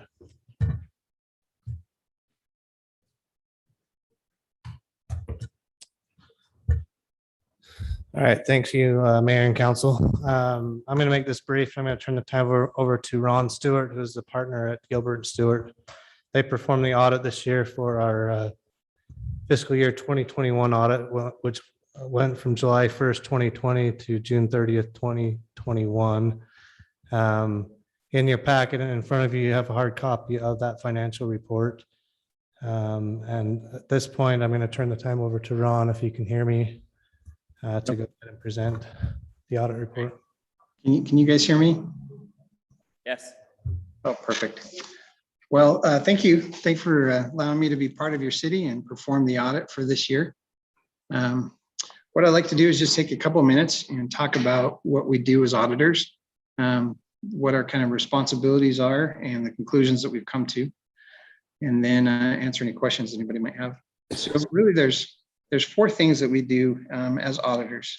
One is to make sure that the financial statements are materially correct. 2 is to make sure that internal controls of the city are designed, that they're implemented and effective. 3 is to make sure that they're in compliance with the state law. And then the 4th is to be in compliance with uniform guidance. If you receive and spend enough federal dollars, you fall underneath what's considered a single audit. And that is one of the requirements that we have, is to make sure that those requirements are being followed. So as far as the financial statements go, we take a look at the trial balance of the city and perform a number of accounting tests to ensure that those are materially correct. One of the most important things that we can do is send out confirmations. So we will confirm cash balances, accounts receivable, long-term debt, major revenues, pension liabilities, and make sure that what we're showing on the books matches what is being shown by the third parties. We also review a significant number of invoices. We'll pull a sample at the beginning of the audit to ensure that the check matches the invoice, that it's being coded in the proper period into the proper GL account, hits the financial statements in the proper way. We'll look at invoices at the beginning of the audit. We'll look at invoices for capital assets. We'll pull a number of invoices that happened after the end of the year to make sure that the service is recorded in the proper period. And we'll pull invoices for accrued liabilities and some expenses as well as we go through the audit process. On a financial statement, there's a significant number of calculations that are made regarding accrued payroll, depreciation expense, compensated absences, accrued interest, pension liabilities. So as staff makes those calculations, we go back afterwards and review those, recalculate those balances to make sure that those are materially correct. We also do analytical reviews. We will take through interviews and talking with management. We'll create expectations of what should have happened during the year. And then we'll compare this year to last year and to those expectations. If those balances don't meet those expectations, then we start asking questions and designing tests to understand those differences. We do that at the beginning of the audit. We do that as we're doing tests of balances as well. And then we do it again at the end of the audit as we're preparing the financial statements and reviewing those. Those procedures and tests get us to the point where we can give you an opinion on the financial statements. And I would just like to read our opinion. It says, in our opinion, the financial statement referred to above present fairly in all material respects the respective financial position of the governmental activities, business type activities, each major fund, and the aggregate remaining fund information of the city as of June 30th, 2021, and the respective changes in financial position and where applicable cash flows thereof for the year then ended in accordance with accounting principles generally accepted in the United States of America. That's considered an unmodified opinion, a clean opinion, or the best opinion that you can receive. So bottom line, what that means is that the financial statements that you have and you've reviewed are materially correct, and you can rely on those numbers. The second thing that we've talked about, internal controls. We want to make sure that the controls within your city are working effectively. And so we do that through reviewing policies and procedures, interviews, walkthroughs, questionnaires. So we'll do, a walkthrough. We'll take those invoices that we've looked at. We'll follow it to make sure that the procedures and the policies are being followed and that the assets of the city are being protected. While in our reviews, we don't necessarily give an opinion on internal controls. We do evaluate those controls. And if there's areas where we need to address, we will bring that to your attention. If a significant portion of the city does not have controls or those controls are not working, that's considered a material weakness. And we would definitely bring that to your attention. If there are smaller areas that were not working quite as effectively as we'd hoped, those would be considered significant deficiencies. And we will bring those to your attentions too.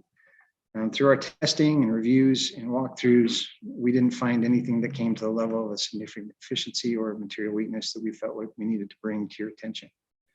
So we feel like the controls are designed, that they're implemented, and they're effectively working to safeguard the assets of the city.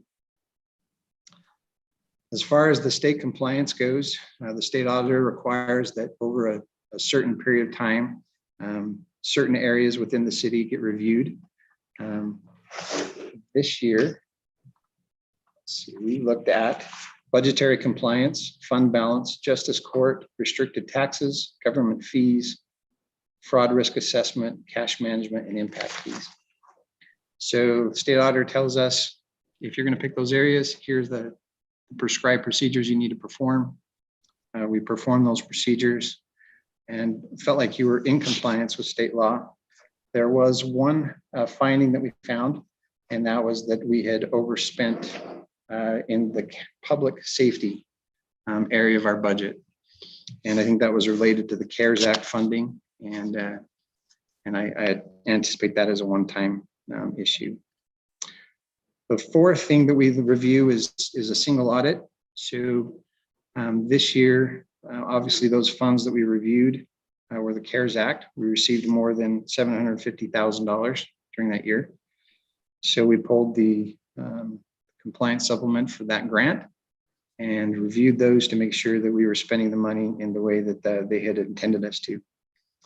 And as we've gone through those testing, we found that you were in compliance with those requirements and felt like there was no issues or findings that we needed to bring to your attention. So that's a really quick review of what we do as auditors, the conclusions that we've come to, and our work. So we'd be happy to answer any questions that anybody has. Council, do you have any questions? Any questions for you? Just really quick on this one page saying about the overspend on public safety. Just wanted to make sure to clarify that. Yeah, let me clarify that. So if you remember back when the CARES Act was first granted to us, they did stipulate that it couldn't be in the latest budget. So when we put together the fiscal year 2021 budget, we didn't originally budget for the CARES Act funds. Okay. That was to my fault. At the end of the fiscal year, I neglected to add those into the budget. Okay. And They that's were why there. it's- They just didn't get put into the Right. numbers. And Okay. we had talked several times about how to spend that money and where it went. We just didn't make the appropriation in the budget. Okay. Thank you. Any other questions, council? Well, thank you. We appreciate this very dry report once a year. It's wonderful. I've got 4 of them stacked up in my office. And I've made a few notes tonight and generally make a few notes, but rely heavily on Steve. Yeah, thank you. Thank you, Steve. 11 years, that's amazing. Thank you. Rely heavily on you. So thank you. Make it 12. Noah? No doubt.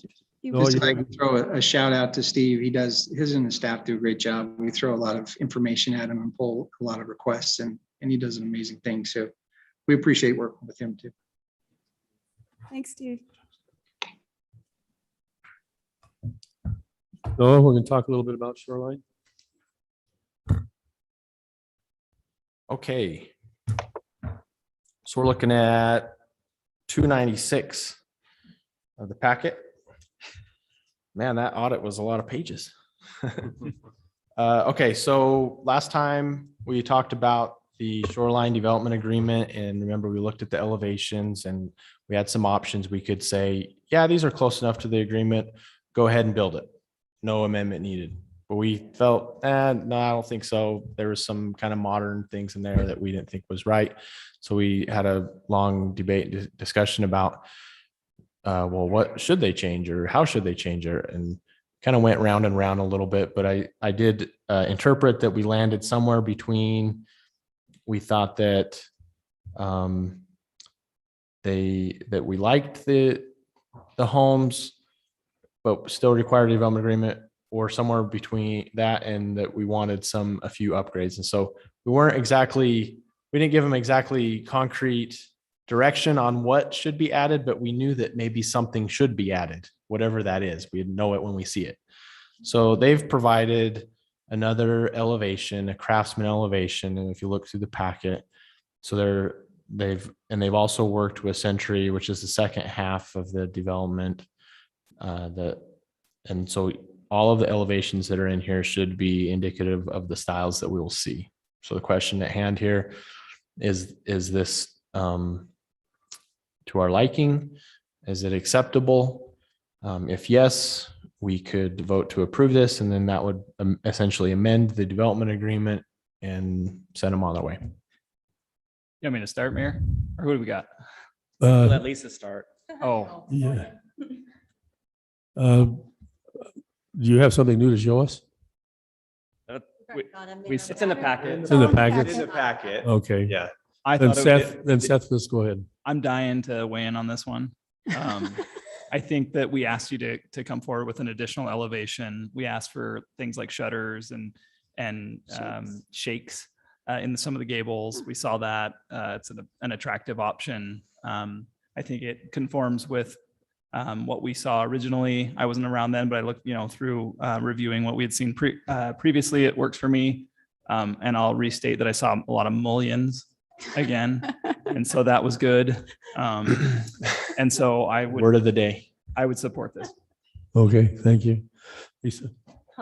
I appreciate you doing just what we asked. And I know that you had said it's basically. I heard you. You heard I me. felt like I did. That was, yeah. Tried to. And- We did as a and team.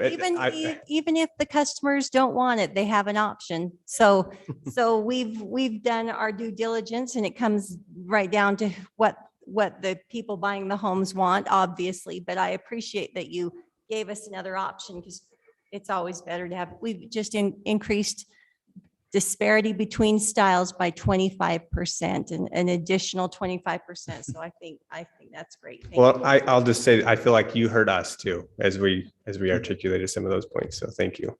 David, any input? I felt like we probably were over heavy-handed by telling you what looks good to your customers. I think you employ people who have that knowledge, and you trust that you're providing something that people will buy. So I didn't have a problem to begin with. Jordan? I appreciate the corbels and the mullions and the shakes and the shutters and every other thing that I have no idea what it means, but thank you for working with us, and you're a great partner. Thank you. Yeah, that's essentially what we're trying to do, is be a good partner for the city. So. Corinne? Okay, it all looks good. Somebody willing to make a motion? Let's move on. Motion to approve. All right. Second. Is that good enough, Cassie? That was unanimous. All right, thank you. Aye. Whoa, aye. We didn't Aye. know. We didn't know. Aye. Now it's unanimous. Okay, Aye. that was done by, Thank you for your efforts. Thanks. Yes, thank you for working with us. Thank you. okay. Here in just a minute, I'm going to declare that we're in public hearing. That might be why the most of you are here. We have a decision to make regarding a road that is not all of our doing. It really comes from the West Davis corridor. It's this West Davis Highway that's being built.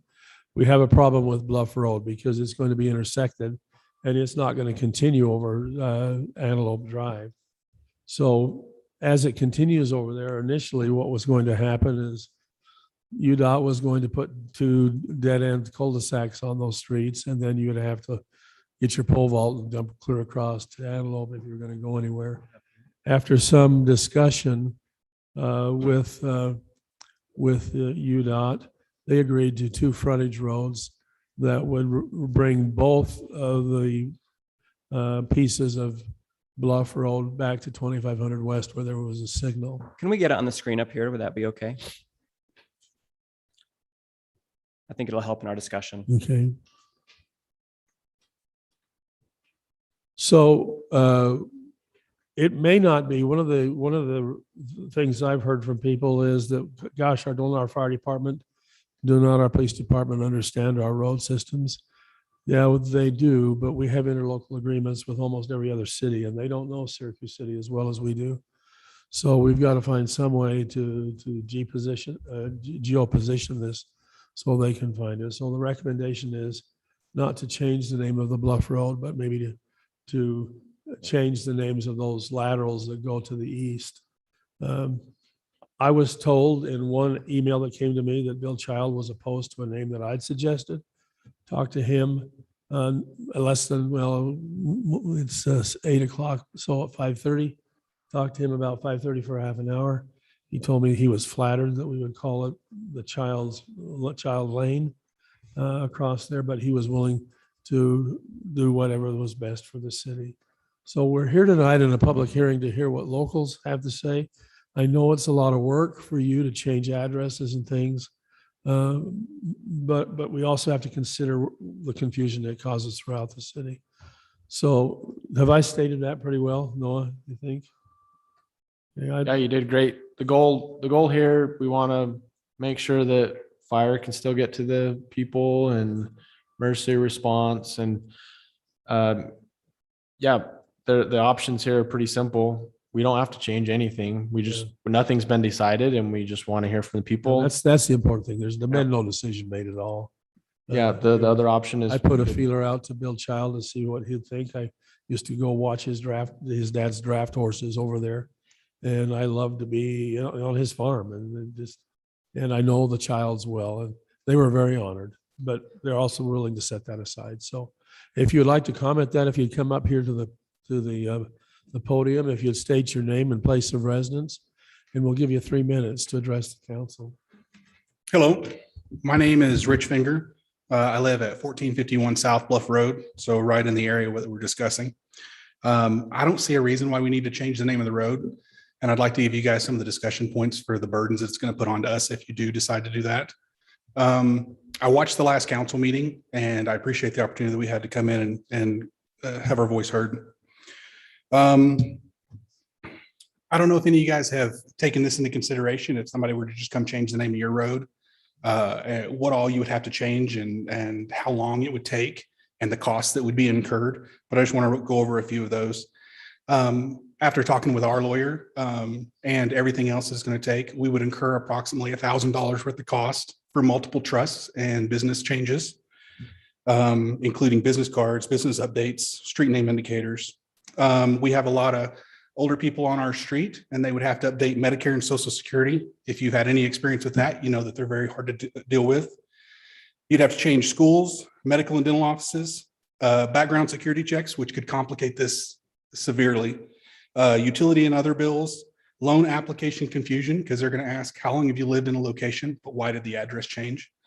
For the history of your current addresses, the emergency services, as we discussed, if all of a sudden it's just a different name of the road. But I also know that emergency services has to qualify and test on where streets and things like that are at before they're allowed to drive those vehicles. ID cards, licenses, including concealed carry permits, vehicle titles and registrations, bank accounts, notifying families and friends, and not to mention lost packages. So I noticed that there's multiple options and I'm not opposed to any of them with the exception of where it would actually change our addresses. So I appreciate your time. Do you have any questions for me? No, thank you. The point here is to hear your opinion, not the council's.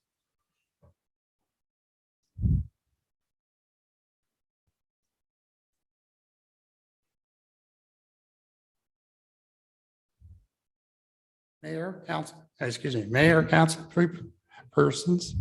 I just want to express my opinion. My name is Brent Bott. I have lived on Bluff Road my entire life. My father lived on Bluff Road his entire life. I inherited the farm from my family that has been in our family for over 100 years. The actual Legacy Highway, or West Davis Corridor, I guess they call it now, is going to be built on property that our family has owned. We gave up 10 acres of land for the actual road to be on. I have nothing against Mr. Childs. Bill, Viola, and Faye have been great neighbors. I would just as soon see it stay as Bluff Road.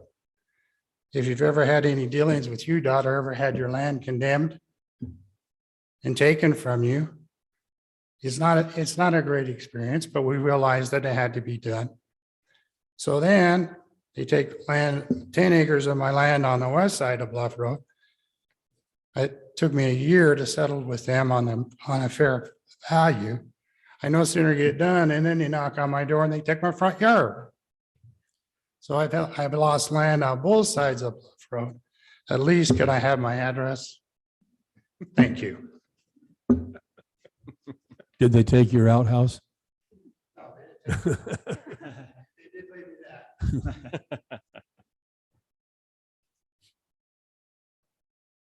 Carter Hackey, 1533 South Bluff. I'm one of the old guys on the road. What Rich said and what Brent said are right. We've been there 35 years. It's been Bluff since the 1800s. It's tradition. It's a historic thing. That's part of it. That should be considered also. Above Bluff, below Bluff. Yeah, you guys can work out the logistics. The issue is going to be, I think, for the fire department, it's easy going to get to the north side of Bluff. Just go through that little triangle. I don't know how they're going to do it on the south side, but they're going to be able to figure that out other than going straight up and doubling back. I sent Cindy and I sent an email a couple of days ago, so I won't go over those details other than we don't know if there's a need to change. Logistics can be figured out. Tradition is there. Bluff Road, that can be figured out how that east-west thing works. Brent's right. I've been involved with that West Davis corridor for 20 years. Been on committees and planning committees, and we're trying to figure out the route. And we gave them our opinion, and then they knock on our door and say they're moving Bluff, and we're going, what? I wasn't even brought up in any of the discussions I was involved with.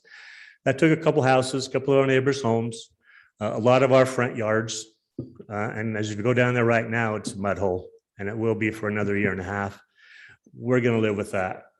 And then to get a notice saying they're changing Bluff, well, that was a knee jerk kind of kick in the stomach, like, what? So we just encourage you to keep it Bluff. It's served the purpose over 150 years. Yeah, there's a little issue there that the mayor brought up as far as not going to be able to go through, but that could be figured out. And Rich is right. That's going to cost us, you don't even think about it, but it's going to be a staggering amount of money. They have a small business, we have a small business, and just what's involved in that, not to mention everything else. So please consider that. I do appreciate the opportunity to present. And we heard rumors from the very get-go. And it's nice to appreciate your response to our note to you. And thank you for hearing us. Thank you. Thank you, Carter.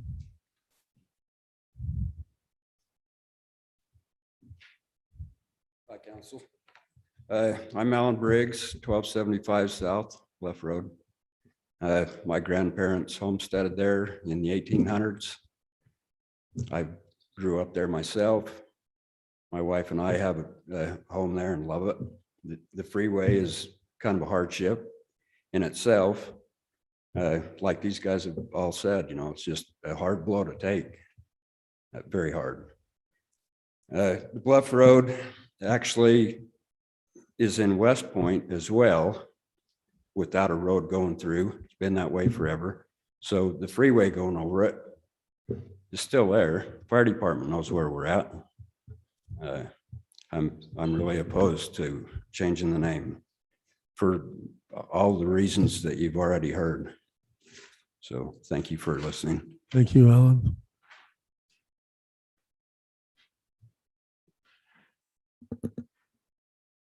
Jennifer Carver, 2244 South, 2885 West. I don't live on Bluff Road, but I did talk to some of these families. And I know some of these families and they just can't afford those fees. It may be easy for people who own businesses and things like that, that are making a lot of money to change things like that. But a few of these families, it's just irrational to even think that that's something that they could fathom.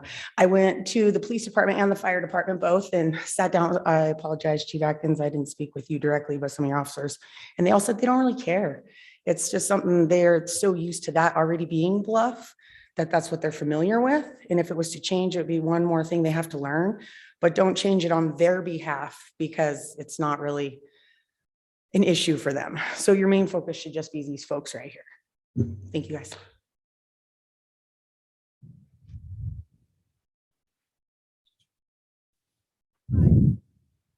Hi, good evening. Mary Adio. I live at 1297 South Bluff Road. And for all the reasons you've already heard, but for me, I just moved here in April. And I literally just got done with my change of address on everything.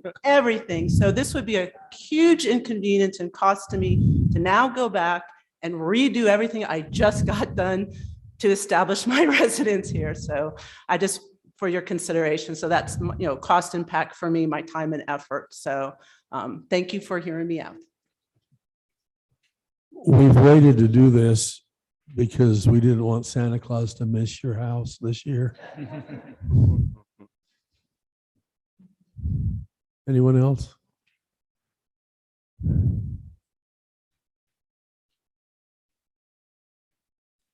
Hello, Mayor and Council. Tammy Long, 2178 East Deer Run Drive, South Weaver, Utah. My first address in life was Syracuse. The idea of having Bluff Road changed is just unconscionable. My family still lives in Syracuse. I have family for generations have lived in Syracuse.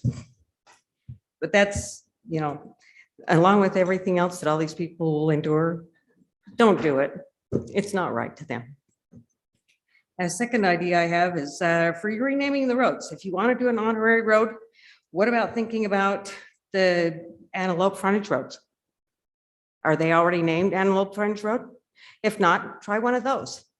Because someone who has had 27 years experience of having the same house number address as 2 other cities, along with having the same zip code as 2 other cities besides mine, packages get endlessly delivered to the wrong address. And so if you've got Antelope and you've got North Frontage Antelope and you've got South Frontage Antelope, you've got 3 possibilities of having chaos. Rename those roads something else. It will make it a lot easier for the post office. It'll make it a lot easier for any residents who have those addresses, whether they're residents or businesses. It's going to make it a lot easier for everyone around. You could name one of those after Childs. You could name the other one after somebody else. The roads I don't think have been designated as a name yet.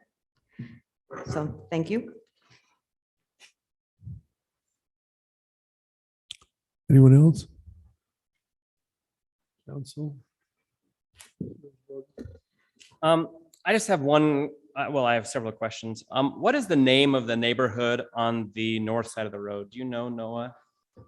I know on the south side, I believe it's Quail Bluff. At least that was the sign that was there I before. think it's Huckleberry, isn't it? Destroyed. What's that? Huckleberry. So it's Huckleberry. I think so. So I would propose that, first of all, we do not change the name of the Bluff Road. We leave it as is. Second. Well, hold on.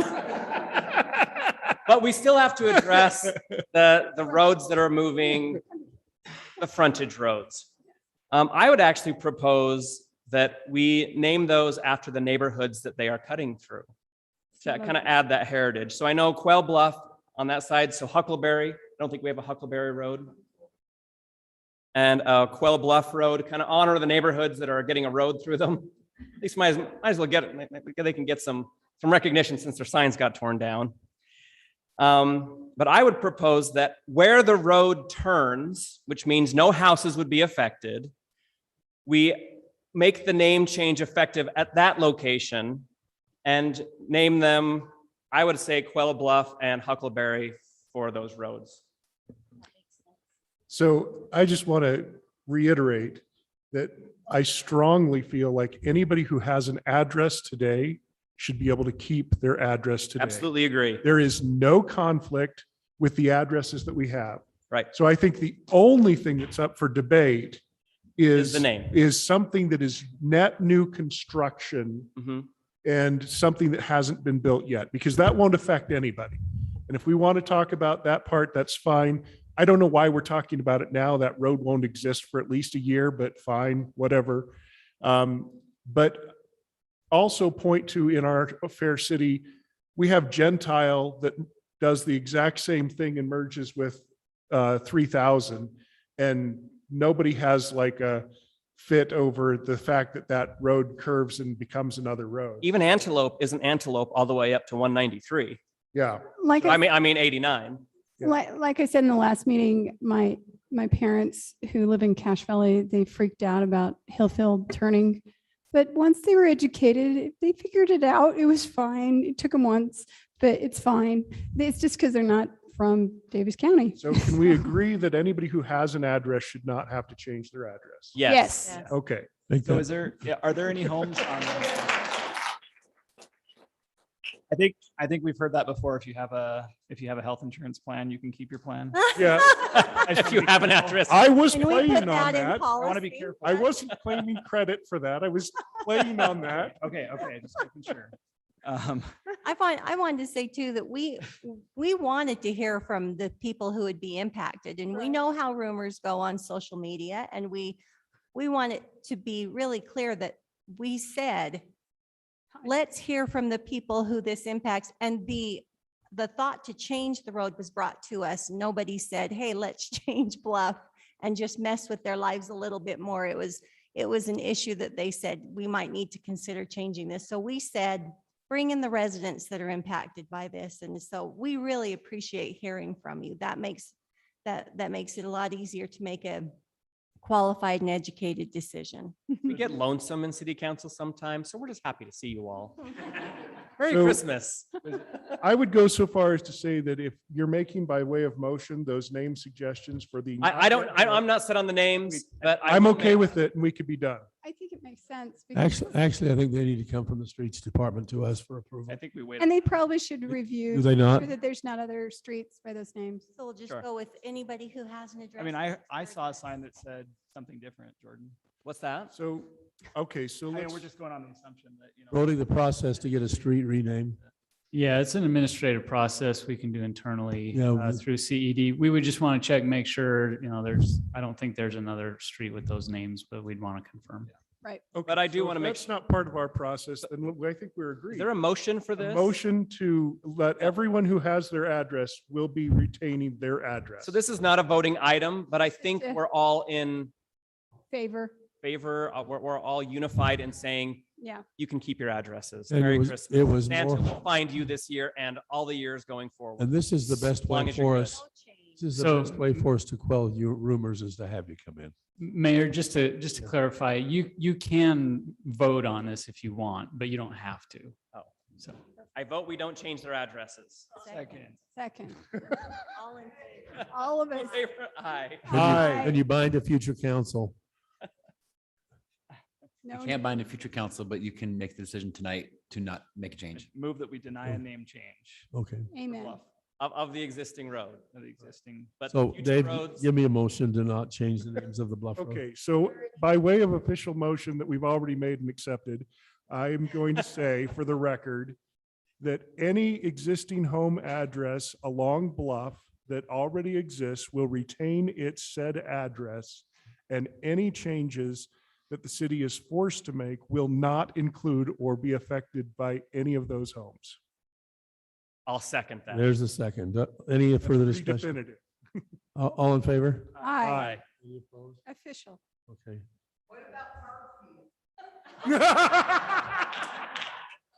You do need to know that on-street parking is prohibited during the winter months. You have to talk to us later. Do you have a cross? You escort her out of here. Do you have a cross access easement? All right, thank you. Thank Well you. played. Thank you for being here.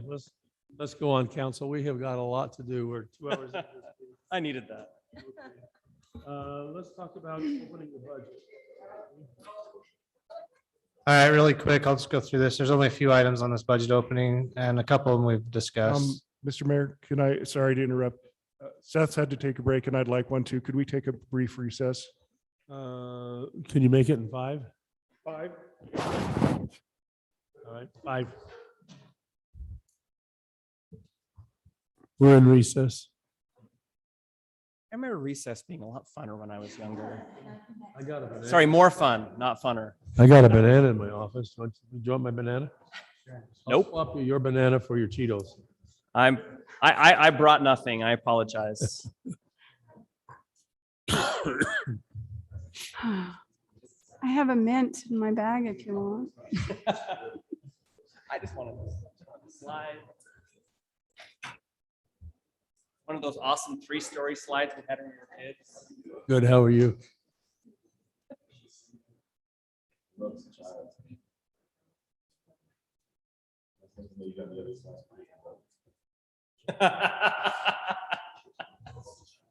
Child and adult suites. I like that.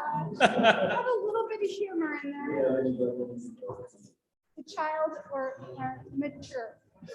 We're on the mature side of the road. Mature way. Little girl, she went out. You just bolted, so we didn't have a choice.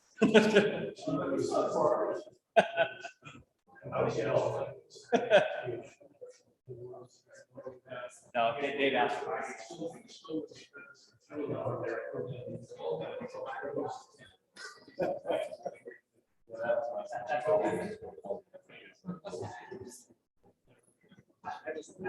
But I like child's way. Yeah, just the east section.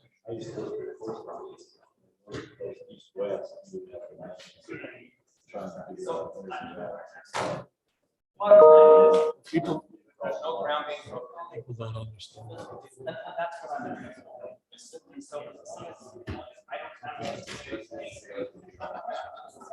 Okay, I think we're all back. Let's move back into. She's fine. Who's behind you?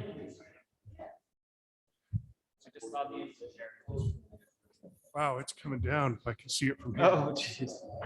That's why I got the All right, Steve. All right, so budget opening, just a few items of discussion on this opening. We've talked previously about the police department benchmark adjustment, the 10% across the board initially. That has already been done. This is the budget opening to put that in the budget. Additionally, Chief Byington, I believe, has reached out to each of you and discussed the fire department benchmark adjustment as well. In your packet, you see there's the benchmarks for each of the frontline staff with a minimum of 7.7 and greater. So in the proposed budget for right now, we're proposing a 7.7% increase on each of those positions, realizing that that's not the full amount needed for some of them. Also, additionally, when we budgeted or when we set up the paramedic program, if you remember in the wage scale, we had put a 15% increase for anyone that was a paramedic for each of those positions. We've looked at that a little bit closer, and Chief Byington's proposing that we do that a little bit different, that we benchmark a 20% increase to be a paramedic on a firefighter 2 position, which amounts to just under $3, $2.99. And then using that rate on all the paramedic positions all the way up, so you're not getting a percentage increase, it's just a flat amount. So that's an additional change to the 7.7% increase. That change actually would be cost neutral if you think about it, because the higher positions would be, upwards of $3 or $4, so that it would average itself out. With these 2 budget adjustments, you see in the packet, a full year for a police department adjustment at 10% is around $260,000. The amount needed in this budget opening is half of that, or $130,000. And for the fire benchmark, it's $160,000 annually, or half the year is about $80,000. So the 2 combined is just over $200,000 in the budget opening, $210,000. My proposal is to use sales tax revenue to cover that cost for this second half of the fiscal year. Also in the budget opening, there's a few other small changes. The first of which, we had a payment for the developer next to the regional park to help pay for the detention basin in that park. That money is being set aside in the park impact fee fund to be used for that detention basin when it's developed. The second one is a grant that we received through, I believe, the state. It's for a count. It's called Count Dropula. It's to help meter and regulate usage on the secondary meters. And that is 100% covered grant. And you can see there right now, we've taken the initial cost of the program at 42,500. We are allotted up to 55,000. If we go to that, we can submit additional reimbursements up to the 55. Also in the secondary water fund, we had a rover equipment that failed on us. So we're proposing that we buy a new one to replace that at 25,000. In the capital improvement fund, there's two adjustments that we're proposing. The first one is for the Jensen Shoreline project that we've started. We propose that we set aside $50,000 to help complete that project and use in-kind or fee in lieu from some of the new development around that park that has to be used within a certain radius of the development to help pay for that cost. We also got a $1,000 grant from Rocky Mountain Power. And the last one is our EOC budget. We have 195,000 in the budget currently. We're proposing that to be increased to 400,000. I believe we're going to be talking about that later tonight in our work session. And that's all the proposed budget changes on this item. Okay. Any discussion, council? Do you want to lead us out with that one, Seth? It's a public hearing. It's a public hearing, okay. Now declare that we're in public hearing. Anybody would like to address the council on these changes? All right, we'll close public hearing, Seth. No, I just was going to say I approve of these efforts. I think we've heard from our public safety why these are being put in place, and with mandatory requirements coming to us and recruitment and all that, this is a necessary move. Appreciate the approach, and so yeah, I'm supportive. Is there anything else anyone would like to add? Just way to go, Robert and his group, on getting another grant. You're amazing. Thank you. The taxpayers, thank you, Yes. including me. Thank you. For the EOC budget, where is the additional money? What budget is that coming out of? They're going to be ARPA or whatever. Is that ARPA? No, that would just come out of our capital fund. We do have the reserve there from sale of land and some other things. Is there a reason why we wouldn't use ARPA? We could look into it. I couldn't tell you offhand if we could use that right off base, but we can look into it to see if it would qualify under that. It seems highly applicable. Okay. Yeah, we'll definitely take a look at that. Mayor, in addition, we've identified a grant that we're going to apply for that as well, but you know, you're not guaranteed a grant. Yeah. So How'd that not go well? Right. It's always nice to have bonus money. Somebody comfortable with a motion? Mayor, yeah. Go ahead. Yep. Is that the next item? I move that we approve resolution R2154, amending the budget for FY 20. Okay, thank you, Seth. Have a second? Second. Second by Lisa. Any further discussion? All in favor? Hi. Any opposed? Okay, Cassie, that was unanimous. You form her and she comes back in. Proposed resolution R2155 adopting updates to the fiscal year wage scale. Brody, is this you or this? This is me as well. So really quickly, this is just to adjust the benchmarks that we just discussed in the budget opening. So 10% across the board for all sworn officers and 7.7% for those 4 positions noted in the packet. Okay. Any further discussion? Lisa, do you want to? Oh, lead out? No. With a motion? Oh, It I'll was move. actually part of what we talked about before. Okay. You know, I struggle with Here. motions. Thank you. Motion to accept proposed resolution R2155 adopting the updates to the fiscal year FY 202-2022 wage scale. Thank you. Okay, I have a Second. I have a second by Lisa. All in favor? Aye. Any opposed? All right, that passes too. Let's go on to item 10, proposed resolution R2156, authorizing the mayor to execute documents necessary to join the settlement of opiate litigation as a political subdivision of the state of Utah. Is this who? Paul? This Paul or? said litigation, so. It's got to be. Yep. So as you may have heard in the news, many states, most of the states and counties have sued opioid manufacturers and distributors. There's a proposed nationwide settlement that includes lots and lots of states. And they have there's a proposed settlement that by which the Utah would receive a certain amount. But if they get enough subdivisions to sign on to the settlement, then they can get more money, which would then be distributed between the state and the counties mostly, it sounds like.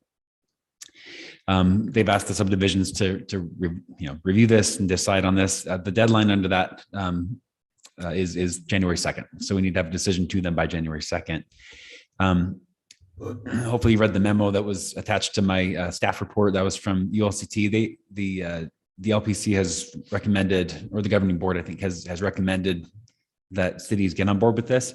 I did reach out to the county attorney's office, and they've indicated that it sounds like our county hasn't made any motion toward accepting the MOU on their part.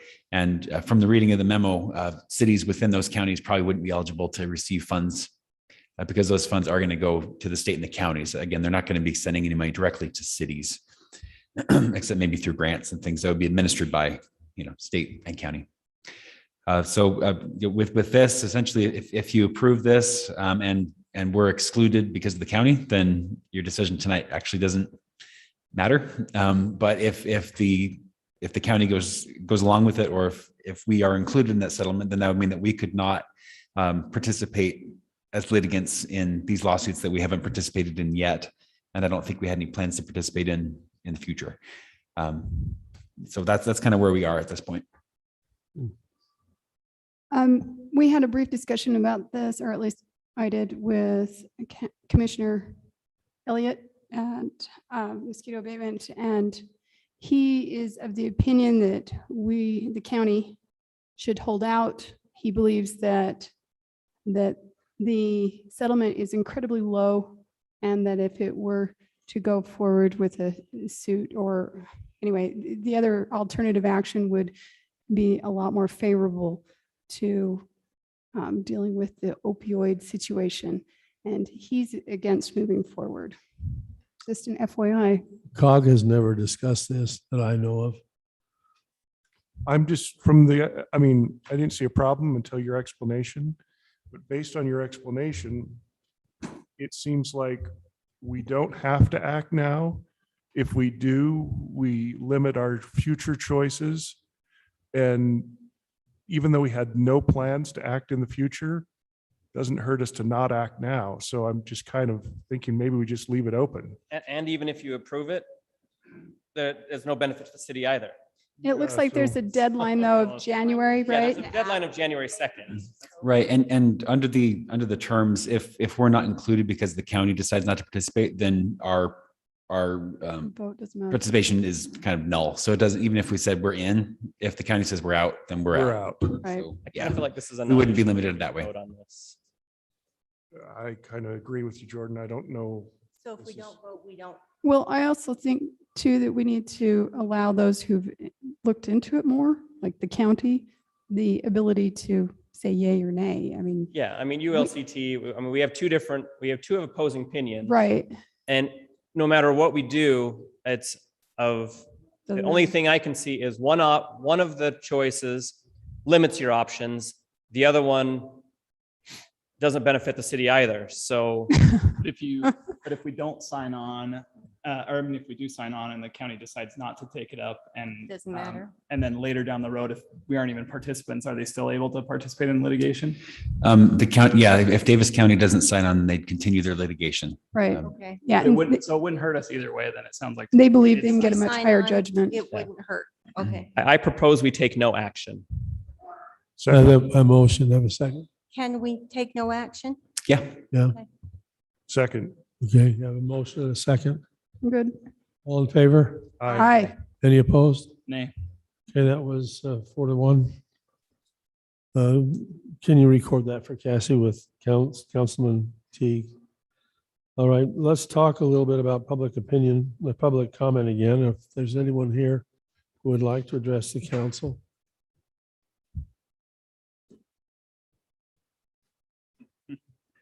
Welcome back. Thank you. I'm really excited to do this, but I guess I wanted to ask for some clarification or maybe even reconsideration of the motion earlier. I guess the scenario that I'm thinking, as I understand it, first, I think that we can get an agreement with either DSD or Walmart, but in the situation that that doesn't happen, and we say, okay, we'll provide the additional parking on our site and eliminate, 1 or 2 units for 4, 10 spots, whatever it is. It was brought up that we'd have to reapply for a site plan at that point. And so I guess I'm wondering, if nobody will cooperate with us, and we say, okay, we'll change things, or do we effectively losing all vesting because we would have to come back and a future council could deny that?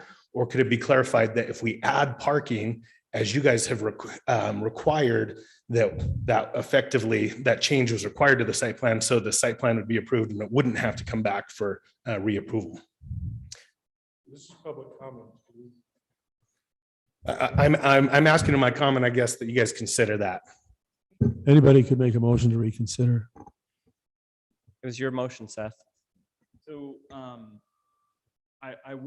so that did come up in my mind as far as like, were we also amenable to them garnering enough on-site parking? And I was fine with that, but obviously I didn't want to legislate that they have to remove property. I just wanted them to resolve the parking issue is all I care about, really. So I don't know, I guess I would ask Paul, can we also add a contingency as like an either or, resolve it as we've stated previously, or garner on-site or motion? Yeah, but I'm just saying, can a motion actually be crafted that way to provide the 2 options? I don't know if you can see the wheels spinning in my head, but they're spinning. We'll give you a minute. Yeah, if Take you your give me a time. little bit of time This matters. just to process that, and maybe go on to something else, and I'll let you know. All right. Okay. All right, let's go on to council reports. Can we start with you, Seth, since you started this? I'm okay for tonight. All right, David. I'm going to defer. Okay. Lisa. Okay, so we have our youth commission that are really excited about a wellness day for the entire city on January 15th. We'd like to just make everyone aware of it. They're going to have a fun run. It'll be a sun run where everybody dresses as if it's June or July in January. And of course, you can wear anything over your sweats if that'll make you more comfortable. And there will be a rec center open house where there will be booths for things nutritious foods that you can eat to help your mental health and exercise. We're going to have some yoga instructors and some high fitness instructors and a craft. And so we'd like families to attend. Then there will be a dance later that evening there at the rec center. So we would really like just everyone to be aware of it. And we have a great commission that is working on that. And they came to us with the idea. So we're thrilled that they are that vested in Syracuse. So also we had a great turnout at Glen Eagle Golf Course with our West Davis Chamber of Commerce. We pulled together, we had donation boxes at all of the high schools different businesses in order to donate to the high school pantries in this neighborhood and in our communities. We had a great amount that we were able to give to them, and they really appreciated it. Syracuse High, Clearfield High, New Ames, and Northridge, I believe. And so anyway, just appreciate all the businesses that gave and received donations. We actually had somebody take things out of the box of donations at our business, and we thought, well, hopefully they needed what they received. So I think that's it right now. Okay, Jordan. All right, a couple of meetings we've had.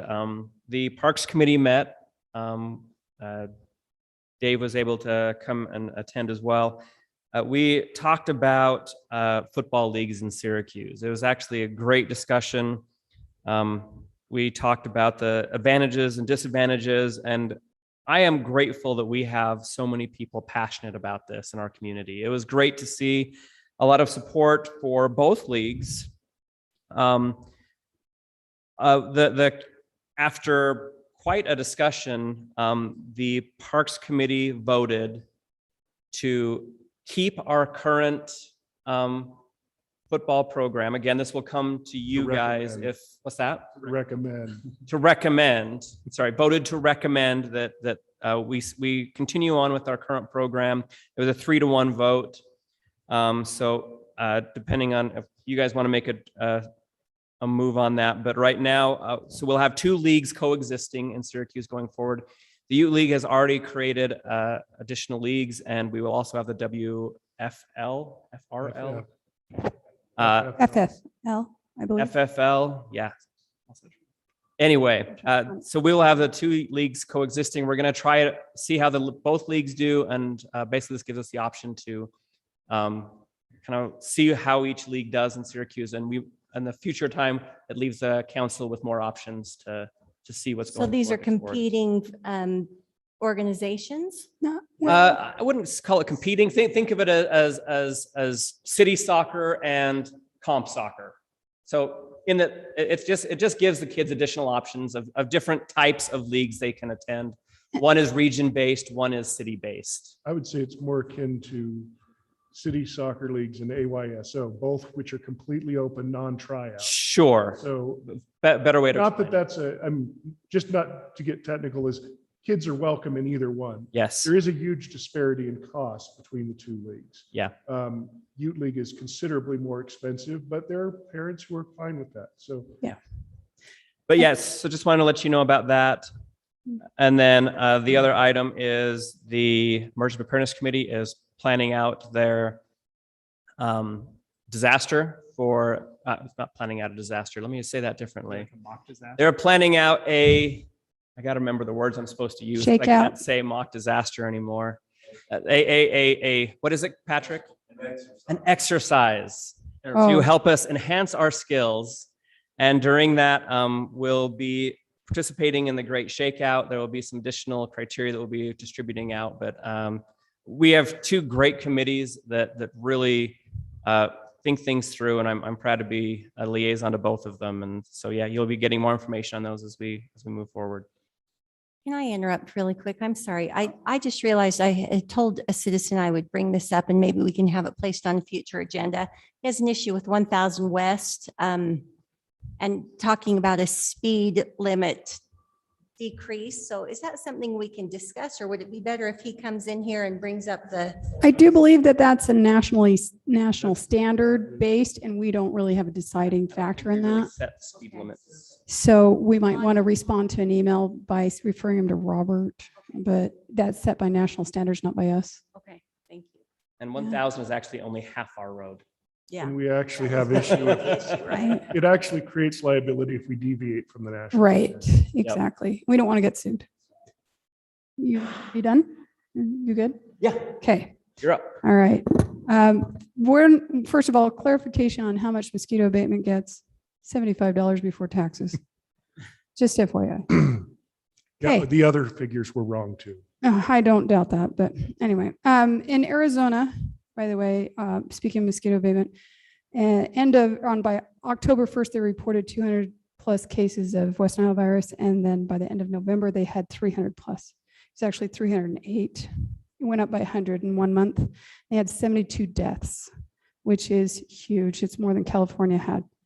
And anyway, it's just no, West Nile virus. West Nile, okay. Yeah, Thank you. mosquito borne, not person borne. So it is a concern because we had a really hot year for West Nile. It historically, it kind of goes up and down in waves. They believe that there's a possibility that it's spread by bird population. Mosquitoes biting birds and then spreading it. Don't you love those birds now?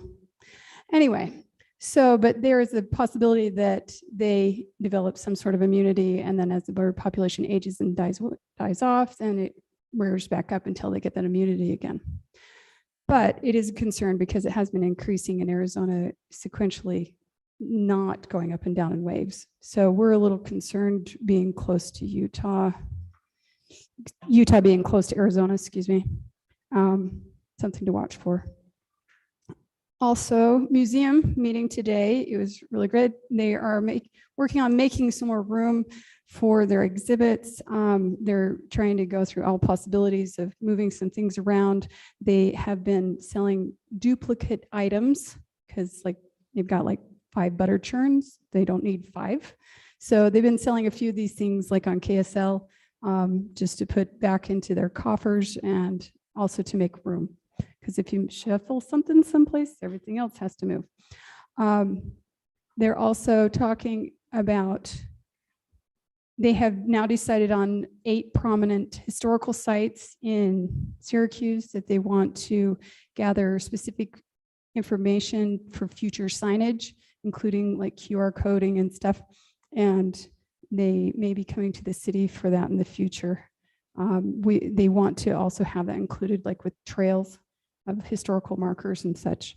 So please work with them. They want to work with us on that. So, and I also attended a Job Corps meeting earlier this week, and they now have 230 students on campus, and which is a far cry from the 1,000 they normally do, but because of COVID, they've been very restricted on how many they can accept. So they're thrilled to have the 230, and they're moving forward with a lot of their plans. In the meantime, they did a whole bunch of reconstruction on some of their buildings. Well, they didn't have anybody in them because of COVID, and still such a great institution, stopping generational poverty by education, helping these young adults get training and in basic skills to get really good jobs. So that's what I got. Thank you. I failed to mention an update, sorry. I was thinking through the sewer board issues that we were talking about and realizing that we didn't want to talk about any of the accidents or anything that happened there. We had an accident out on the causeway, but what we do have as a thing that needs to be mentioned is we had arranged to put a pipe across Antelope right in front of the gate. And I talked about that before. Because of that accident, we will not be doing that till spring. And the state has made some concessions on how we go about doing that so that we don't, the road will remain open the whole time. So, but that massive 78-inch stainless steel pipe is not going to go in until spring now. So that road won't be affected until then. Okay. Paul, has your cobwebs and your windmill of your mind settled down? Never. Okay, so here's the complication. That this body can't approve a site plan that it hasn't seen. So you can't just say like, well, if you fix the parking, then your site plan's fine, because what if it's not? And then it's approved. So it needs to go through some review. That doesn't mean that, I mean, so if in this particular case, the DA needs to be amended too, because the development plan is part of the whole process. And then an amended site plan would need to get reviewed as well. That doesn't mean that the approval given tonight is of no effect. I mean, it's still in effect. And like if you do a DA with someone, an agreement with someone, and you want to amend it and they say no, then the original agreement is still valid. It's just you didn't change it like you hoped to. So the approval that the council, the conditional approval that the council gave tonight is in effect.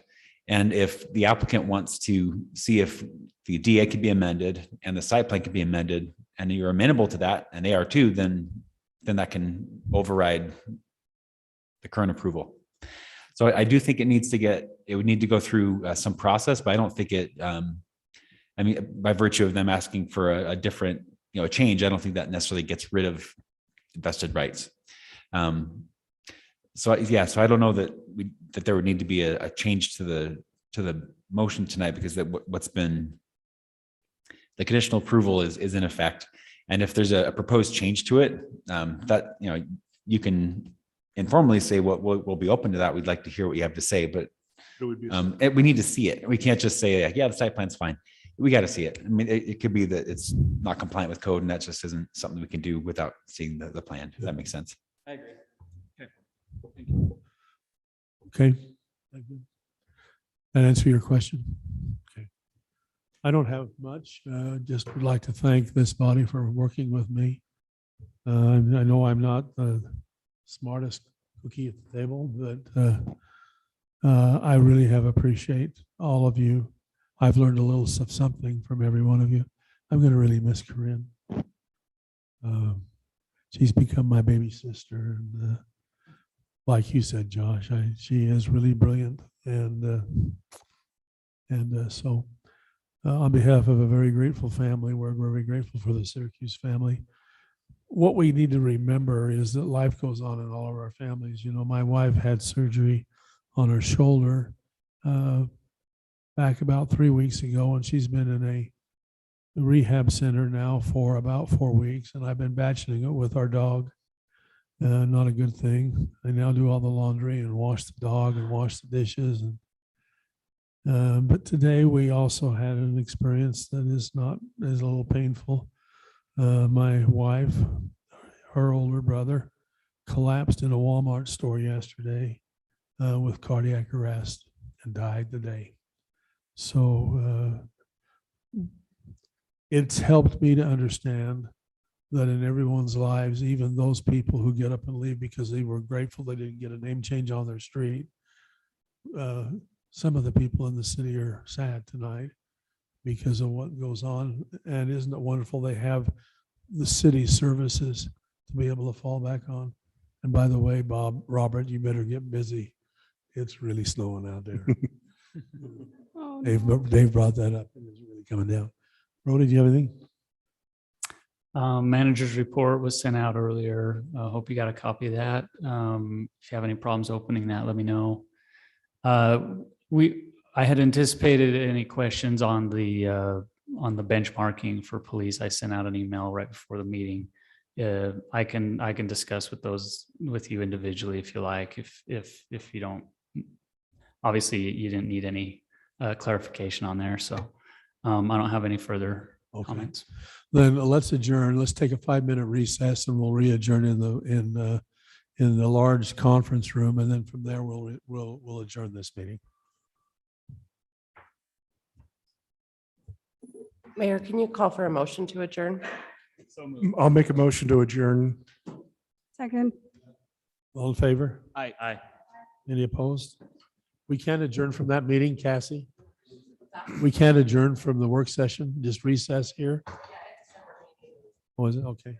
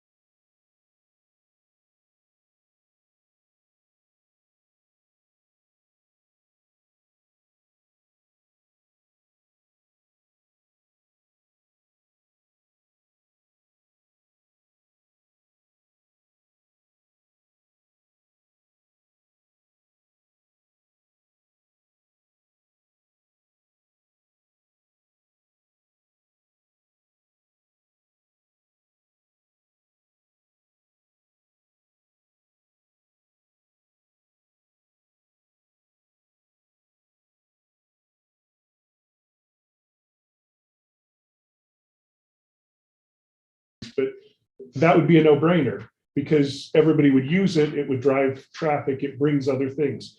Trader Joe's again, but I don't think 8 acres is big enough for something like that. So what do we get? We get something that is somebody's interested in and build from there.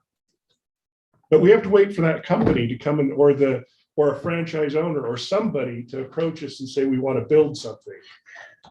Well, I think Mike is probably being proactive in thinking of who he can approach himself and maybe not just wait for somebody to come to him.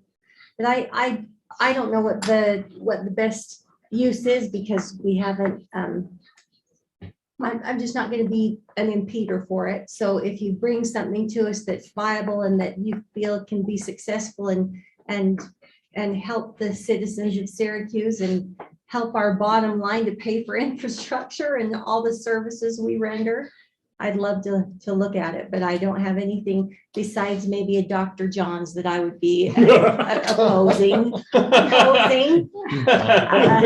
And maybe I can't, maybe I'm not allowed to even say that, but I think Those are already relegated to okay, industrial. good. But I think that it is a prime location and I know I appreciate you wanting to get our input. I would not want to framework do multifamily housing there. I think it's too viable as commercial. It's too important for us. The frankness of it, though, is that we're not developers. True. Well, And we can't commit to anything. I'm glad to hear all of your input. I really appreciate it. So you wouldn't be unhappy that I turned down an offer to sell it for. Still see my screen. Yeah, no, thank Okay. you. We're Thank okay. you very much. That was not help the city. Maybe our presentation's over. No. We have generators. That's what the backup generator's for. There we see. Oh, nice. Just had Robert depending. I would like Noah, pull that other setup if you have it. Might be a That second here. These will come back on. Interested to hear about the idea of a restaurant. What we have is a plan for the restaurant and an event center here, right next to the clubhouse. Okay. On the golf Like course. that's. And there's a lot of potential that could be a catalyst for other things. So yeah, I'm I open love to the it. idea of an event We center. want with to the- have a place to have wedding receptions Mhm. when the temple's finished, for example. Mm. Yeah.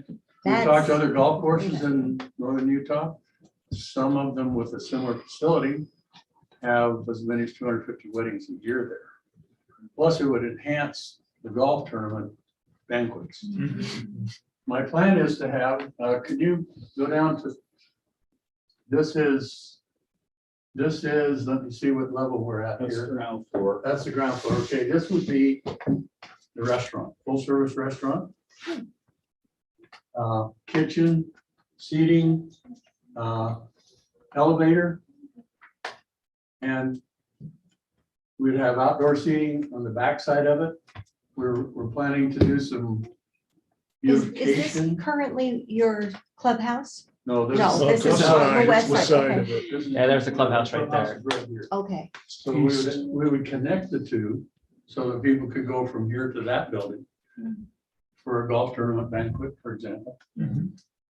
But the next level, you go up to the next one, this is the second level, and it would have the banquet facility where we would have wedding receptions or things like that. And then the next level is a mezzanine above that second level, which would have brides and grooms dressing areas. And we would have a circular staircase that they would come out of the dressing area and, with a beautiful wedding dress and a nice looking groom walk down the staircase. To have everyone out here in the open area be able to see, with a nice couple. And elevator would go all 3 levels. This would be, the second level would be the one connected to the clubhouse so that people could go right directly into the banquet area if they were having a dinner after a golf tournament. We would also have outside access from the parking lot into that second level as well as the lower level to be able to get directly into that from whichever they wanted to go into. This, I think, would fit with what we may be able to do with the commercial property. If we were able to have, I don't know, if a hotel were to happen to go in there, for example, then they would have a place to eat. A lot of these modern, and I don't think we would be able to put a five-star hotel in there, but you know, some of these modern ones, smaller ones, don't have a restaurant in them. So you'd have to have a place for them to be able, and this would be walking distance from the commercial property. And so I'm trying to find a way of making these compatible and complementary for each other, as well as fit the needs of the citizens in the city for the future going forward. So I appreciate all of your ideas. This is the exterior views. This is the front. This is the west end. And as they come up, this is the north side. You can see we tried to give it a little bit of a castle look. And this is the east side. So knowing we can't commit anything, I would just say this, for me, it's absolutely not a non-starter. It's a great thing that could be discussed. But it's a future council's application. Right, I understand that. I love that it's a future need that we will definitely see.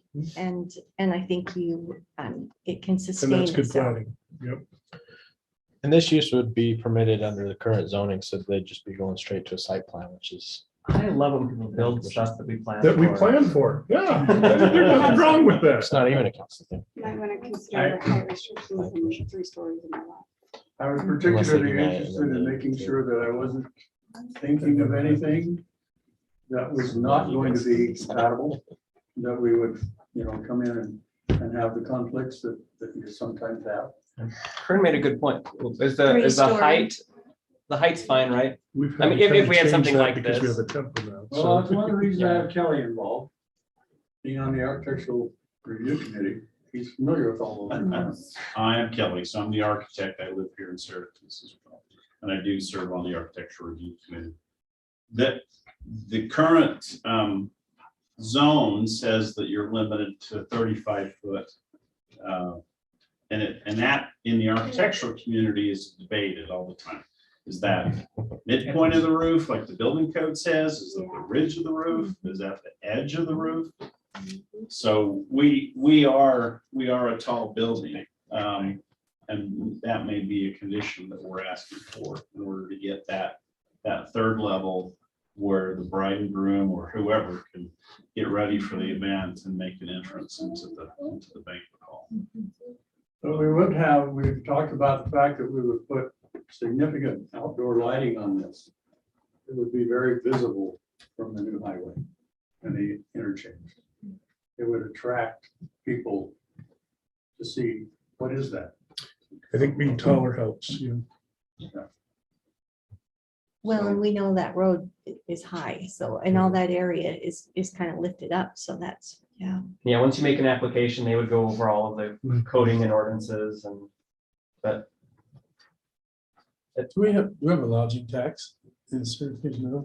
We would need to initiate it. We need to. A lodging tax? Yeah, Yeah. it's done everywhere. What does that mean? Apparently, we don't have one. For coming here, you get to hotel pay. fee. You get to pay extra. But no one's gonna live here. No. No, it's a The lodging. lodging. they For come hotels. in. Oh, this was a separate discussion. Yeah. Okay, Sorry, sorry. transient room. That would be on Oh, the you're other, right, you're right. the other Yeah. property. Yeah, no one's gonna be This is lodging strictly- here. It Yeah, needs, restaurant, we need to that's, institute it. Or you all do. Well, did you get what you wanted? I did, Okay, and I appreciate it. Thank you. thank you. It's Mike. Okay, let's go on. Let's go on to number C, continue discussion of the BMX. I've seen our BMX people here for a while. I'll get you. Well, the kids aren't more, but you look like you might be. No, but you just steal your stuff. Yeah, you're welcome to use the computer for this. I'll speak up. We can't get it either. Is it, were you able to get on Yes, she's- Wi-Fi? I was on earlier today. It keeps pulling up my dot. It just says, no. Yeah. I Yeah, can I'm try on to it. put it through. Well, I printed Are this we out just- just so you guys can see it close up with yourself. So we're not. We just have to have a magnifying glass. Yeah, you have to have it, but you have to have it work on that. I think I got one. Is there a way for me to, oh, you have to log in with .gov. I tried. Oh, It Yeah. kept kicking me out. It kept going back to that. So I'm on Xfinity actually. oh, because But once no. I logged on to .gov. I already did that. Okay. I got switched over. I just can't open any attachments like the ones about the police and stuff. Here, I can't. Yeah, I was able to do it. When do we need to I show? just have to download. I have the cost estimate in there and just the overlay it. And I don't. Yeah. I don't think anything where it's coming through. I know it will because I'm on it.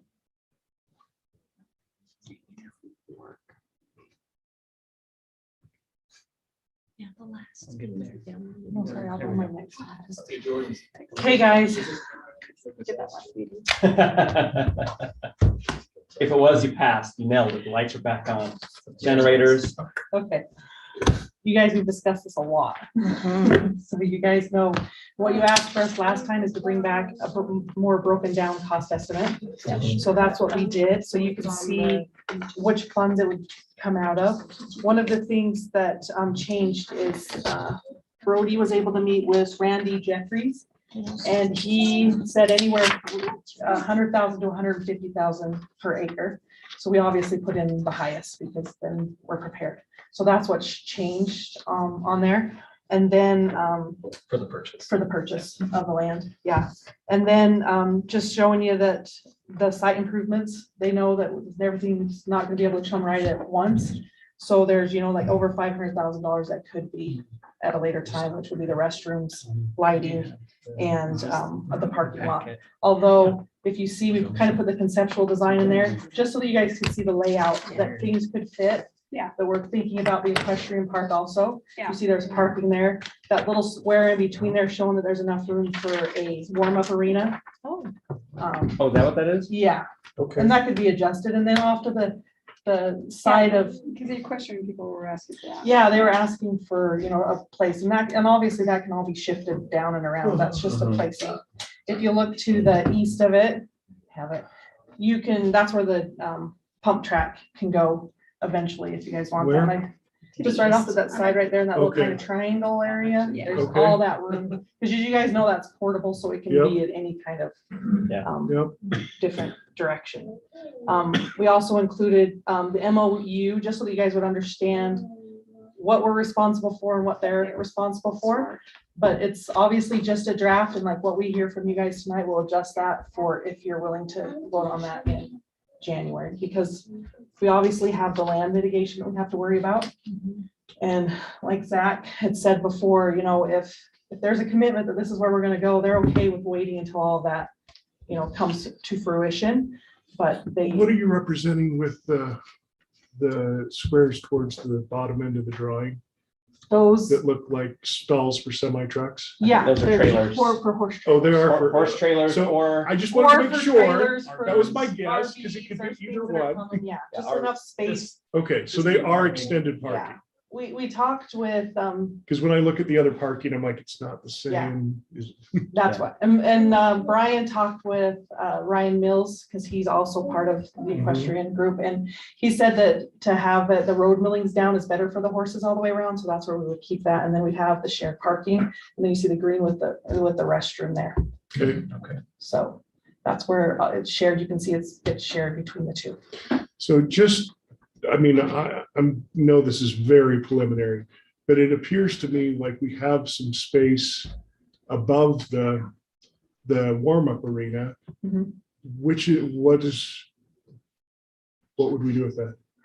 Just there? Yeah. Because or- the only reason I ask is if the warm-up arena were farther north, maybe the space in between could be not only for more trailers, Yeah. because there may run out of room, Or more parking. but also the BMX people told us that they have set up tents and vendors sometimes, and maybe behind it looks like there's enough room for all of that I think anyway. that's all he was showing, was that look how much space that it Okay. has, and this is what he kind of looked Yeah. into and what he would. Everything else would just kind of. I'd also say that you could put, like right now, the horse arena has no bleachers. Yeah. I mean, they do. Yeah. They're. I mean, there's a thing that Those they little could do ones. shoots and stuff along that east side. There's room. And that's what it's showing you, is there's room. There's room For for what more. everything It's we not need. official layout. Yeah, I'm it's good just not with an that. official This is an layout. idea. It's just not, I think we were concerned about room and making sure there was enough space between the two. Like for this much money, if it was just for BMX, I would kind of be a little wishy-washy, but the fact that this is gonna serve that this is gonna help the equestrian park, because if we can get all of that parking in there and update the bleachers and maybe make a few improvements along the way, I think you're gonna get a lot more utilization out of this area, and this will actually be a huge draw. So in regards to the pump track, I know that's, kind of a secondary option, right? I would advocate that we do it all at the same time. Because it's a big public expense, and that's the only Part full that is full public. public. Yeah, and so Mhm. I think you do it at the same But time. I think And that, also having, economies of scale. Yeah, Yes. you maximize the It's- contracts and And everything else. interest or, Yeah. what do you call it? Inflation's Yeah. only going up. I think we would do well if we had some of the equestrian group and some of the BMX group in the same room talking about ways to share space I think it's a great idea. before we are set in stone. And I realize we're not there Yeah. yet, but I'm just saying, before we really break ground, to have those people talk about what makes it more shareable for the shared part, then they both benefit and get what they want. I'd hate to leave out things that they could do for each other, because I think that will make it even more win for Well, our they know the citizens. property pretty well. And so Yeah, they they know do. what makes sense there, and maybe some pitfalls to avoid, I guess, It's just a thought. Yeah, no, I'm all for that, and I'm sure that they're for that too, to make sure, but they are, we've talked about this before, if they're doing like a Saturday event, either one of them, then, we'll make sure that there's not two They're events not going on at the same overlapping. time. Smart. Yeah. Very smart. So far, the question hasn't used it a lot on the Saturdays. I which think is that when will they use Their change. Saturday. Yeah, if it's updated facility, I think it will change. And I About think the we want only it to thing, change. the only thing I would probably recommend is looking into some way to have trailer access, like a turnaround for that. Yeah, and like, again, I think that all of that will come in the Yeah. design. I think he just I wanted just- to make Yeah. sure that there was. I This is just to know show that us that- loading, yeah, offloading is going to be a big deal if they're Yeah. using the parking lot for any of that. So on the MOU, it kind of highlights responsibilities, and on one part, it talks about upkeep versus maintenance and kind of what is the Technically difference want between those? Is unload one like in the cleans up dirt. trash on the pump track? Because I know Well, this, they'll do that. because you guys have like, you guys have upkeep, right? Yeah. They can handle it. When they have their Cleaning, events on, they're gonna help Loading, maintain and clean the bathroom, so we don't have to have our staff Okay. come out and do it. Upkeeping like the track, so we're never gonna have to go in and actually like spray down the Repair. track and repair and do anything like that, of any of that sort. They'll help with the lights if there's, bulb or something goes out, but if there's big, huge things with our infrastructure, then we'll take care of it. Okay. For the Like pump a track, pipeline. they'll take care of, like if they're there and they see some garbage and they could go over, but for the most part, if there's any kind of damage, we're gonna take care of that, because that's ours. They're just gonna help us, maintain the area. Okay, I just wanted to Quick make sure. question. You wanted to add on that? Question, real quick. Yeah, okay. And I guess just to point out on that, so there's a lot around the track there Yeah. that's from that still Yeah. legacy, and so that's a lot. So if you cut that off, like all that stuff that's a lot of extra Yeah. room that there won't be. So Like it's the all on the angle bottom features. too, so they could shift down and there could be more up. There's just a lot of It room. might We just just go wanted into to a show. different shape. Part Yeah. here Direction. technically Yeah. for trailers, this Yeah. area. I think that's what Yeah. Dave was Yeah. pointing out. Yeah. Yeah. And that's not gonna be paid. No, and this is just to show, this is the track they actually used in Legacy. I mean, Yeah, those- yeah. So we those, last one uh, didn't But they have, can this was set great. it to their needs, which I think is good. Yeah. Okay. Yeah. Yeah, and it looks like there's adequate room. Yeah. Is there anything you wanted to ask about the MOU that we wanted to get for putting in? So we do have a timing issue because of wetlands. We don't know how long that's gonna take to get the wetlands mitigated. We're fairly confident that we'll be able to do that. But we, when you're working with the Army Corps, sometimes you're on their timetable. So there was some discussion about like a like a first step and then a second step if they were gonna put their track in now on the parts that aren't affected by wetlands. If that was gonna work out, then we would definitely want to get some of the underground stuff done first.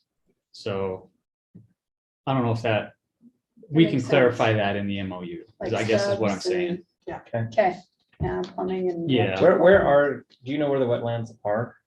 They're down the Generally. bottom, Generally, bottom corner. it's like there's some up at the top, up there, the area, there's some up above it. And there's a little bit kind of down below. Like, do we you can have to mitigate them? Can we just leave them as is? Robert says they're. I think there might be too much. Too much? Okay. Yeah. We may not have to mitigate them. They could be just declared not wetlands. With the Once the construction corridor- of Yeah, the Yeah, highway. that's That's gonna be it'll dramatically drain change the totally drainage. different. Yeah. and that's what we want. And that's what we got for the park maintenance facility. Does the MOU, I mean, from your guys' perspective and what you guys will be obligated to do, can you talk to us about whether you guys feel that that's, Yeah, I think that we've Makes worked, sense. we've talked so much with Zach and stuff that we've you guys worked feel it out, comfortable with yeah, it? that we could, we're not gonna have to be maintaining a ton on this track. It's not like the surprise we want to make you commissioner and give you jobs. No, not that, not that. We I also- mean, it'll be good too to get it cleaned up around like the equestrian park, and it'll be Yeah. easier to maintain that way. On there, obviously, it also has like the blank for the cost, the lease cost. Yeah. Oh, great. Here we go. Yeah, we Wow. haven't, We have to- talked about that yet, but we When do we will. figure that out? Is that, Get our generator should out we of stop gas. talking? I don't know. I think it switched back. Still recording. Still You can recording, talk you're if you good. want. I think the biggest thing is just to get it forward that we're actually gonna do it and commit to it, and then we start talking about that, 'cause that's what they're really waiting for. is- So what is does a that commitment commitment we're look gonna like? Because we can't vote in this meeting. No, I this have was, no hesitation at this point, but we are not voting in this meeting. no, And by the time we It have the was next just one, I won't be getting, voting either. reviewing all So of the information, right? yeah, we just wanted, The- because you guys asked for that, we wanted to Right. make sure that. We wanted to make sure we had They're, this. they're aware of what they're gonna be voting for. Next time, could you make it so I can do that? Yeah, like you can just. Yeah. I'm Make good that with bigger. it. I support this, but Classes. like we said, we're I not. think we're looking good. Seven Yeah. pair, different rooms Can in we, my house. can we now. move on then? Yeah. Comfortable, Luke? Yeah. Thank you, yeah. Let's go to item D. Who's gonna do that? You? So just to kick it off to item D here, we're talking about winter on street parking We need to restrictions. call that later. One correction that Robert noticed that I put 1 a.m. to 6 a.m. It's Yeah, actually that's what I midnight. asked about. Yeah, midnight to 6 a.m. I apologize for that. But yeah, so our current code says that people can't park on the streets between midnight and 6 a.m., November 15th to March 15th. Or when it's snowing and there's active snowfall. And it's been put on the agenda to potentially consider changing that. So that's all I know. I don't know what the potential changes would be. I just know that was Yeah. requested. This was something we addressed, I think it was in February or January last year, Yeah. or sorry, this year. So if we, I guess for Robert, right, on enforcement or passing out notes and all that, can you talk about that a little bit? How's it gone? How that went, or if we've started to have Was it to like take it anyway? starting? or- Passing out notes is what started all this. Well, There were a we- lot of people Yeah, shocked. ties. at I the saw idea them that on it my was secret. street. Yeah, that's okay. I mean, the information It had to tends get to out there, happen each year. Yeah, no matter what. 'Cause we're passing them Education. out even with the existing or the previous ordinance. yeah. Yeah. Well, Education. the previous ordinance, I believe when snow was flies. you couldn't park during a snow event.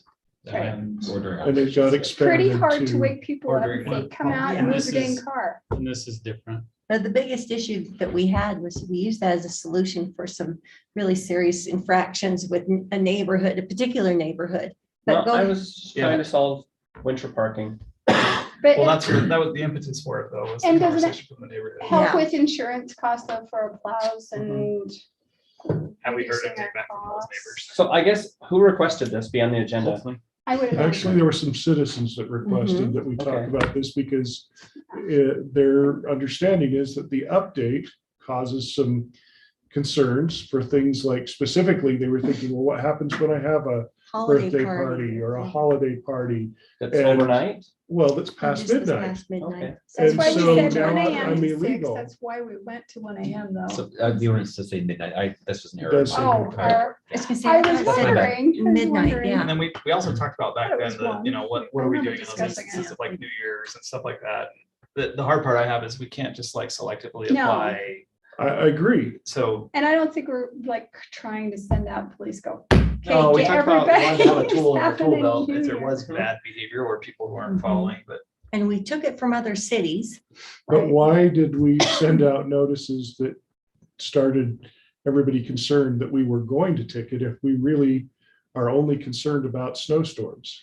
Because we have an ordinance and we need to, we want to educate. So don't get. a ticket Well, I off get it. that. If we have the ordinance, then you should expect to enforce it, but I don't Correct. think that we expect to enforce it. I think if So that's it's, why I'm kind of, I, yeah, I mean, that's, Wait, I have we don't expect to enforce it? Yeah, we only do. during snowstorms. Well, Not for those 6 months or 5. Why would this be any different than secondary water? You know, yeah, are we not going to enforce secondary water when we got a lot of water? yeah. And didn't we Well- deputize our city Yeah. employees to do it if they need to? you know? oh, Yeah. You know, so that they can put a little ticket on there. It wasn't like I remember them saying there's a difference between it being a criminal citation versus I Okay. don't remember the words. I would like to leave it as is. I think it's I a think good too. ordinance. I Let's think hear from it Robert. Prevents issues. We started, Well, I know, but we just, I'm we asked surprised you that a there's not lot of question. people How here has because that there were a lot gone? of We people who said. spoke up online and said, we're really concerned. So I'm surprised there's not a lot. I suggest we just leave it like it is. I think it works and it's protecting. the Or city. can we change the City the insurance midnight to company? 1? We had one comment. Oh, no. you I mean- was one that spoke up on it and I had some concerns about it. Like I've been driving around the city since this has been implemented. And I've seen some residents parking on their front lawn to avoid parking on the street. And I brought up an issue of. That's what also about- illegal. Yeah. But I brought up an issue of like New Year's parties and other holiday parties. You know, if I have a guest that comes and sees me for the Christmas holiday, there's nowhere for them to park. You know, if I've got all my cars on my driveway and they can't park on the street, then you know, there's nowhere for a guest to come if they're gonna come and visit me. So I brought that up where, and we have millennials moving back home, or you may have a lot of teenagers in your home. And sometimes if you live in a small home, there's not adequate parking most of the time for situations like that. Truth is, we have that throughout the city already. We have people who are more than their driveway, more than just what's in front of their house. And we're not really pushing that or enforcing it, to my understanding. So, I mean, either we gotta decide that this is important or it's not, and I kind of not sure it is, other than when it snows. you just mean the ordinance overall is not that important, or the, I The mean, enforcement. trying to enforce people that park in front of their own house because they have 3 teenagers and they only have room for 2 stalls in their driveway. I guess it puts the onus on the person going to bed. We better check and make sure it's not gonna be snowing because you're gonna get a ticket if you're out there. so if we did away with the ordinance and went back to the old ordinance, would we go out and hand out flyers to tell them? Well, we would That- still ticket anybody during I- a snowstorm, I'm but just that's, saying hours. that's in the best interest of the city. But that's during a snowstorm. I think you need to have adequate parking for anyone living in your house that's not on street. I think that's a requirement. I expect people to be able to park in their own driveway. I can see where if you're having a birthday party that goes past midnight, okay. I don't think this ticketing is a lot of problem though. Yeah. You could ask the police, is that a problem? Is what it- I was searching out people who were parking on the No. street. I think. I guess I'm not clear. Go ahead, Councilman. I didn't mean to interrupt. No, go ahead. Are we enforcing that? Like, are we going out and ticketing people who are parking past midnight on the streets? Is that a? Or is it really concern? just? No, nobody's I guess if you're asking me what my, what, It's discretion. What your priority is? yeah, it is when it is snowing. From a personal standpoint and an Right. enforcement It's just standpoint, gonna cross. I thought the ordinance, the way it was before, was perfect. If you end up with a situation where you've got, it's a drought and you don't have snow for 2 months, why do we care if people park on the road? Okay, Well, so, there's some so I feedback. know that it's just as you're saying, the impetus for this whole discussion was that we had some issues with neighborhoods getting inundated with cars in front of their homes lined up on streets for extended periods of time. Because they didn't have enough parking for the people in their house. Yeah, well, yeah, so, and they had tried to mitigate it in their own neighborhoods, and they said, can you consider an ordinance? And so we said, well, other cities have this snow ordinance, and if you I have grew up 5 or with an 6 ordinance like months, this. yeah, same. And if you have a 5 or 6 month period of time during a year when it's illegal, then that tends to take care of the problem the rest of the time because you're not used to doing it. So I know that that was one of the initiators of this discussion. Is it possible that we could, and looking at all of our options to review, I still think this is the best option, except maybe we can bump it to 1 o'clock rather than midnight. What do you It's think already about? that. No, it's not. That was It's midnight wrong. currently. Oh, it's midnight currently. Would bumping it to 1 a.m. mitigate your problem? But we had a big discussion about that. Not last really. night, Not really. And I thought we supported. There's still families that have more kids We ended that up settling. Understand? maybe have jobs and they need cars. And I wholeheartedly agree with people having jobs and so are you cars. telling me Well, like our that if your Western family neighbors is, did that. can't afford a bigger house, but they are all working to try and support what they have, they can't live there? Because, No. I mean, that's the obvious no, rhetorical. So an average house Yeah, has, 2-car garage and 2 spots in front. okay, Okay, that's what most are built to. and several also have a 3-car. room on the side that you can Yeah. put But gravel that's not down. typical. And extra Yes, you pad. I would say can. it's more I'd say typical it's than more not. typical than not, because most a lot Okay. of them have a side But- park. To a certain extent, yes, I expect you to be able to fit the cars that you have. In I your don't think- driveway and on your garage. I in your don't think garage. that's an unreasonable requirement to ask people to park on their property. Because the street in front of their house is not their property.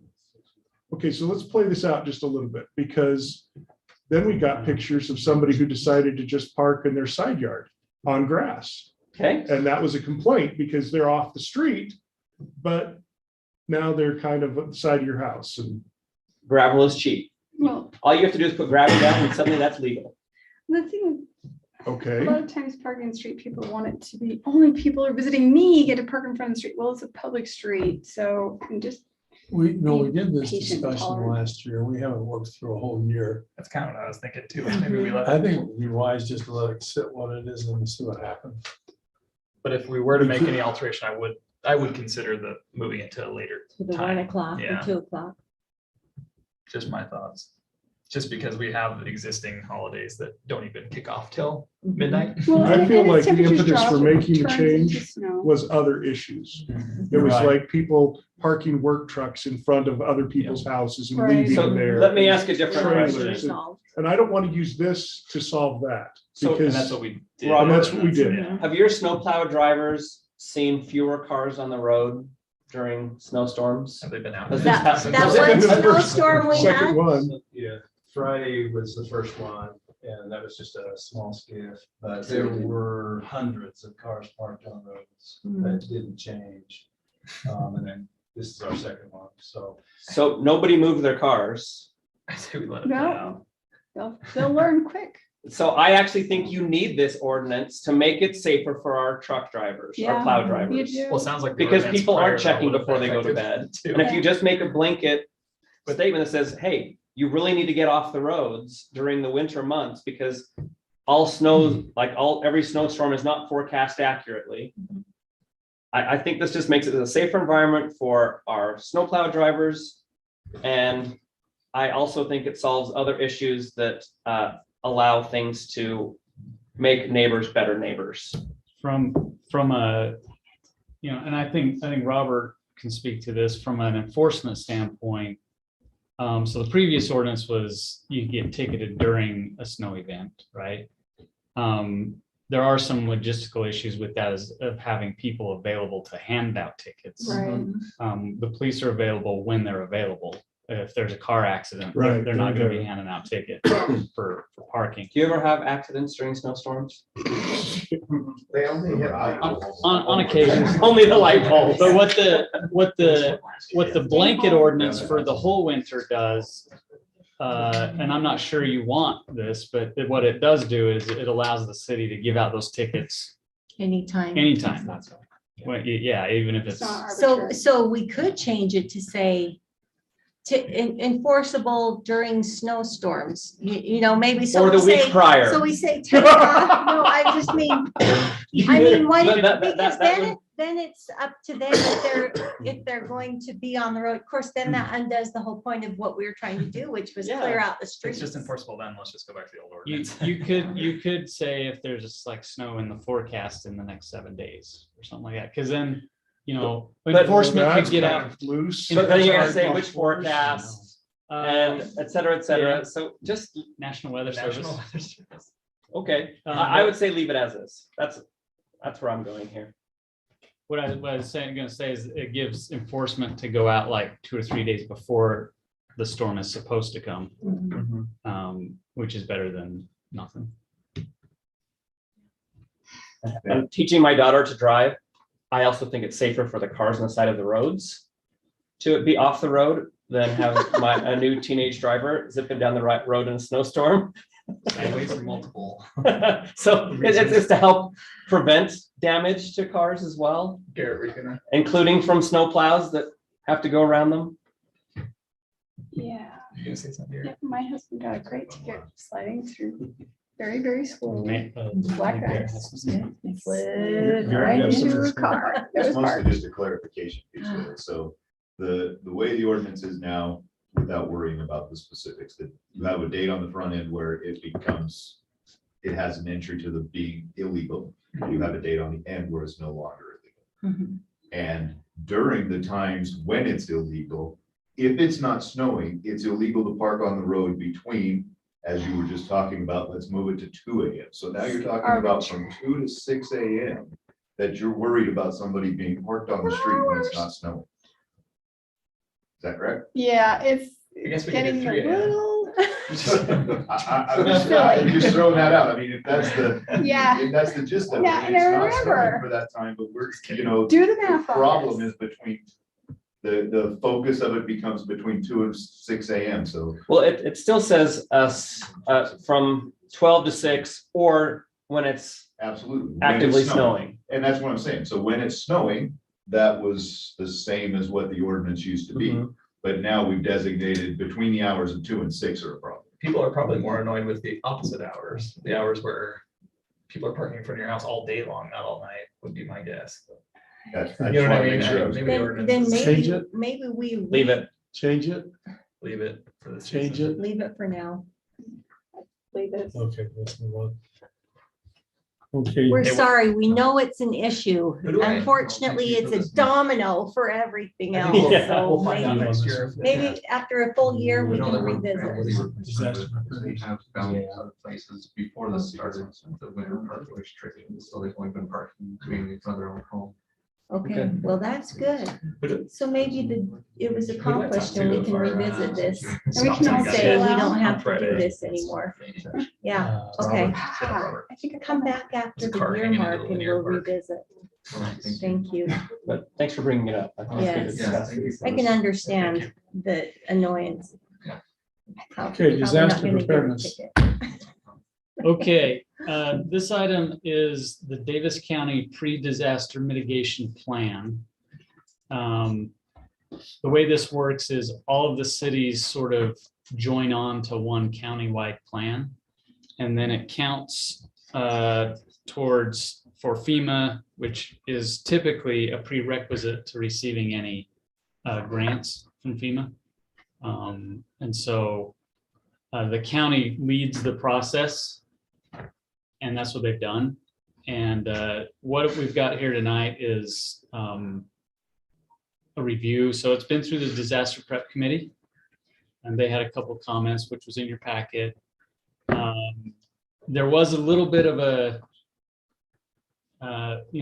quandary with how the county got it approved. Not that they did anything wrong or anything, but I think they were surprised that FEMA just approved it so quickly, because usually there's some back and forth and it takes a while.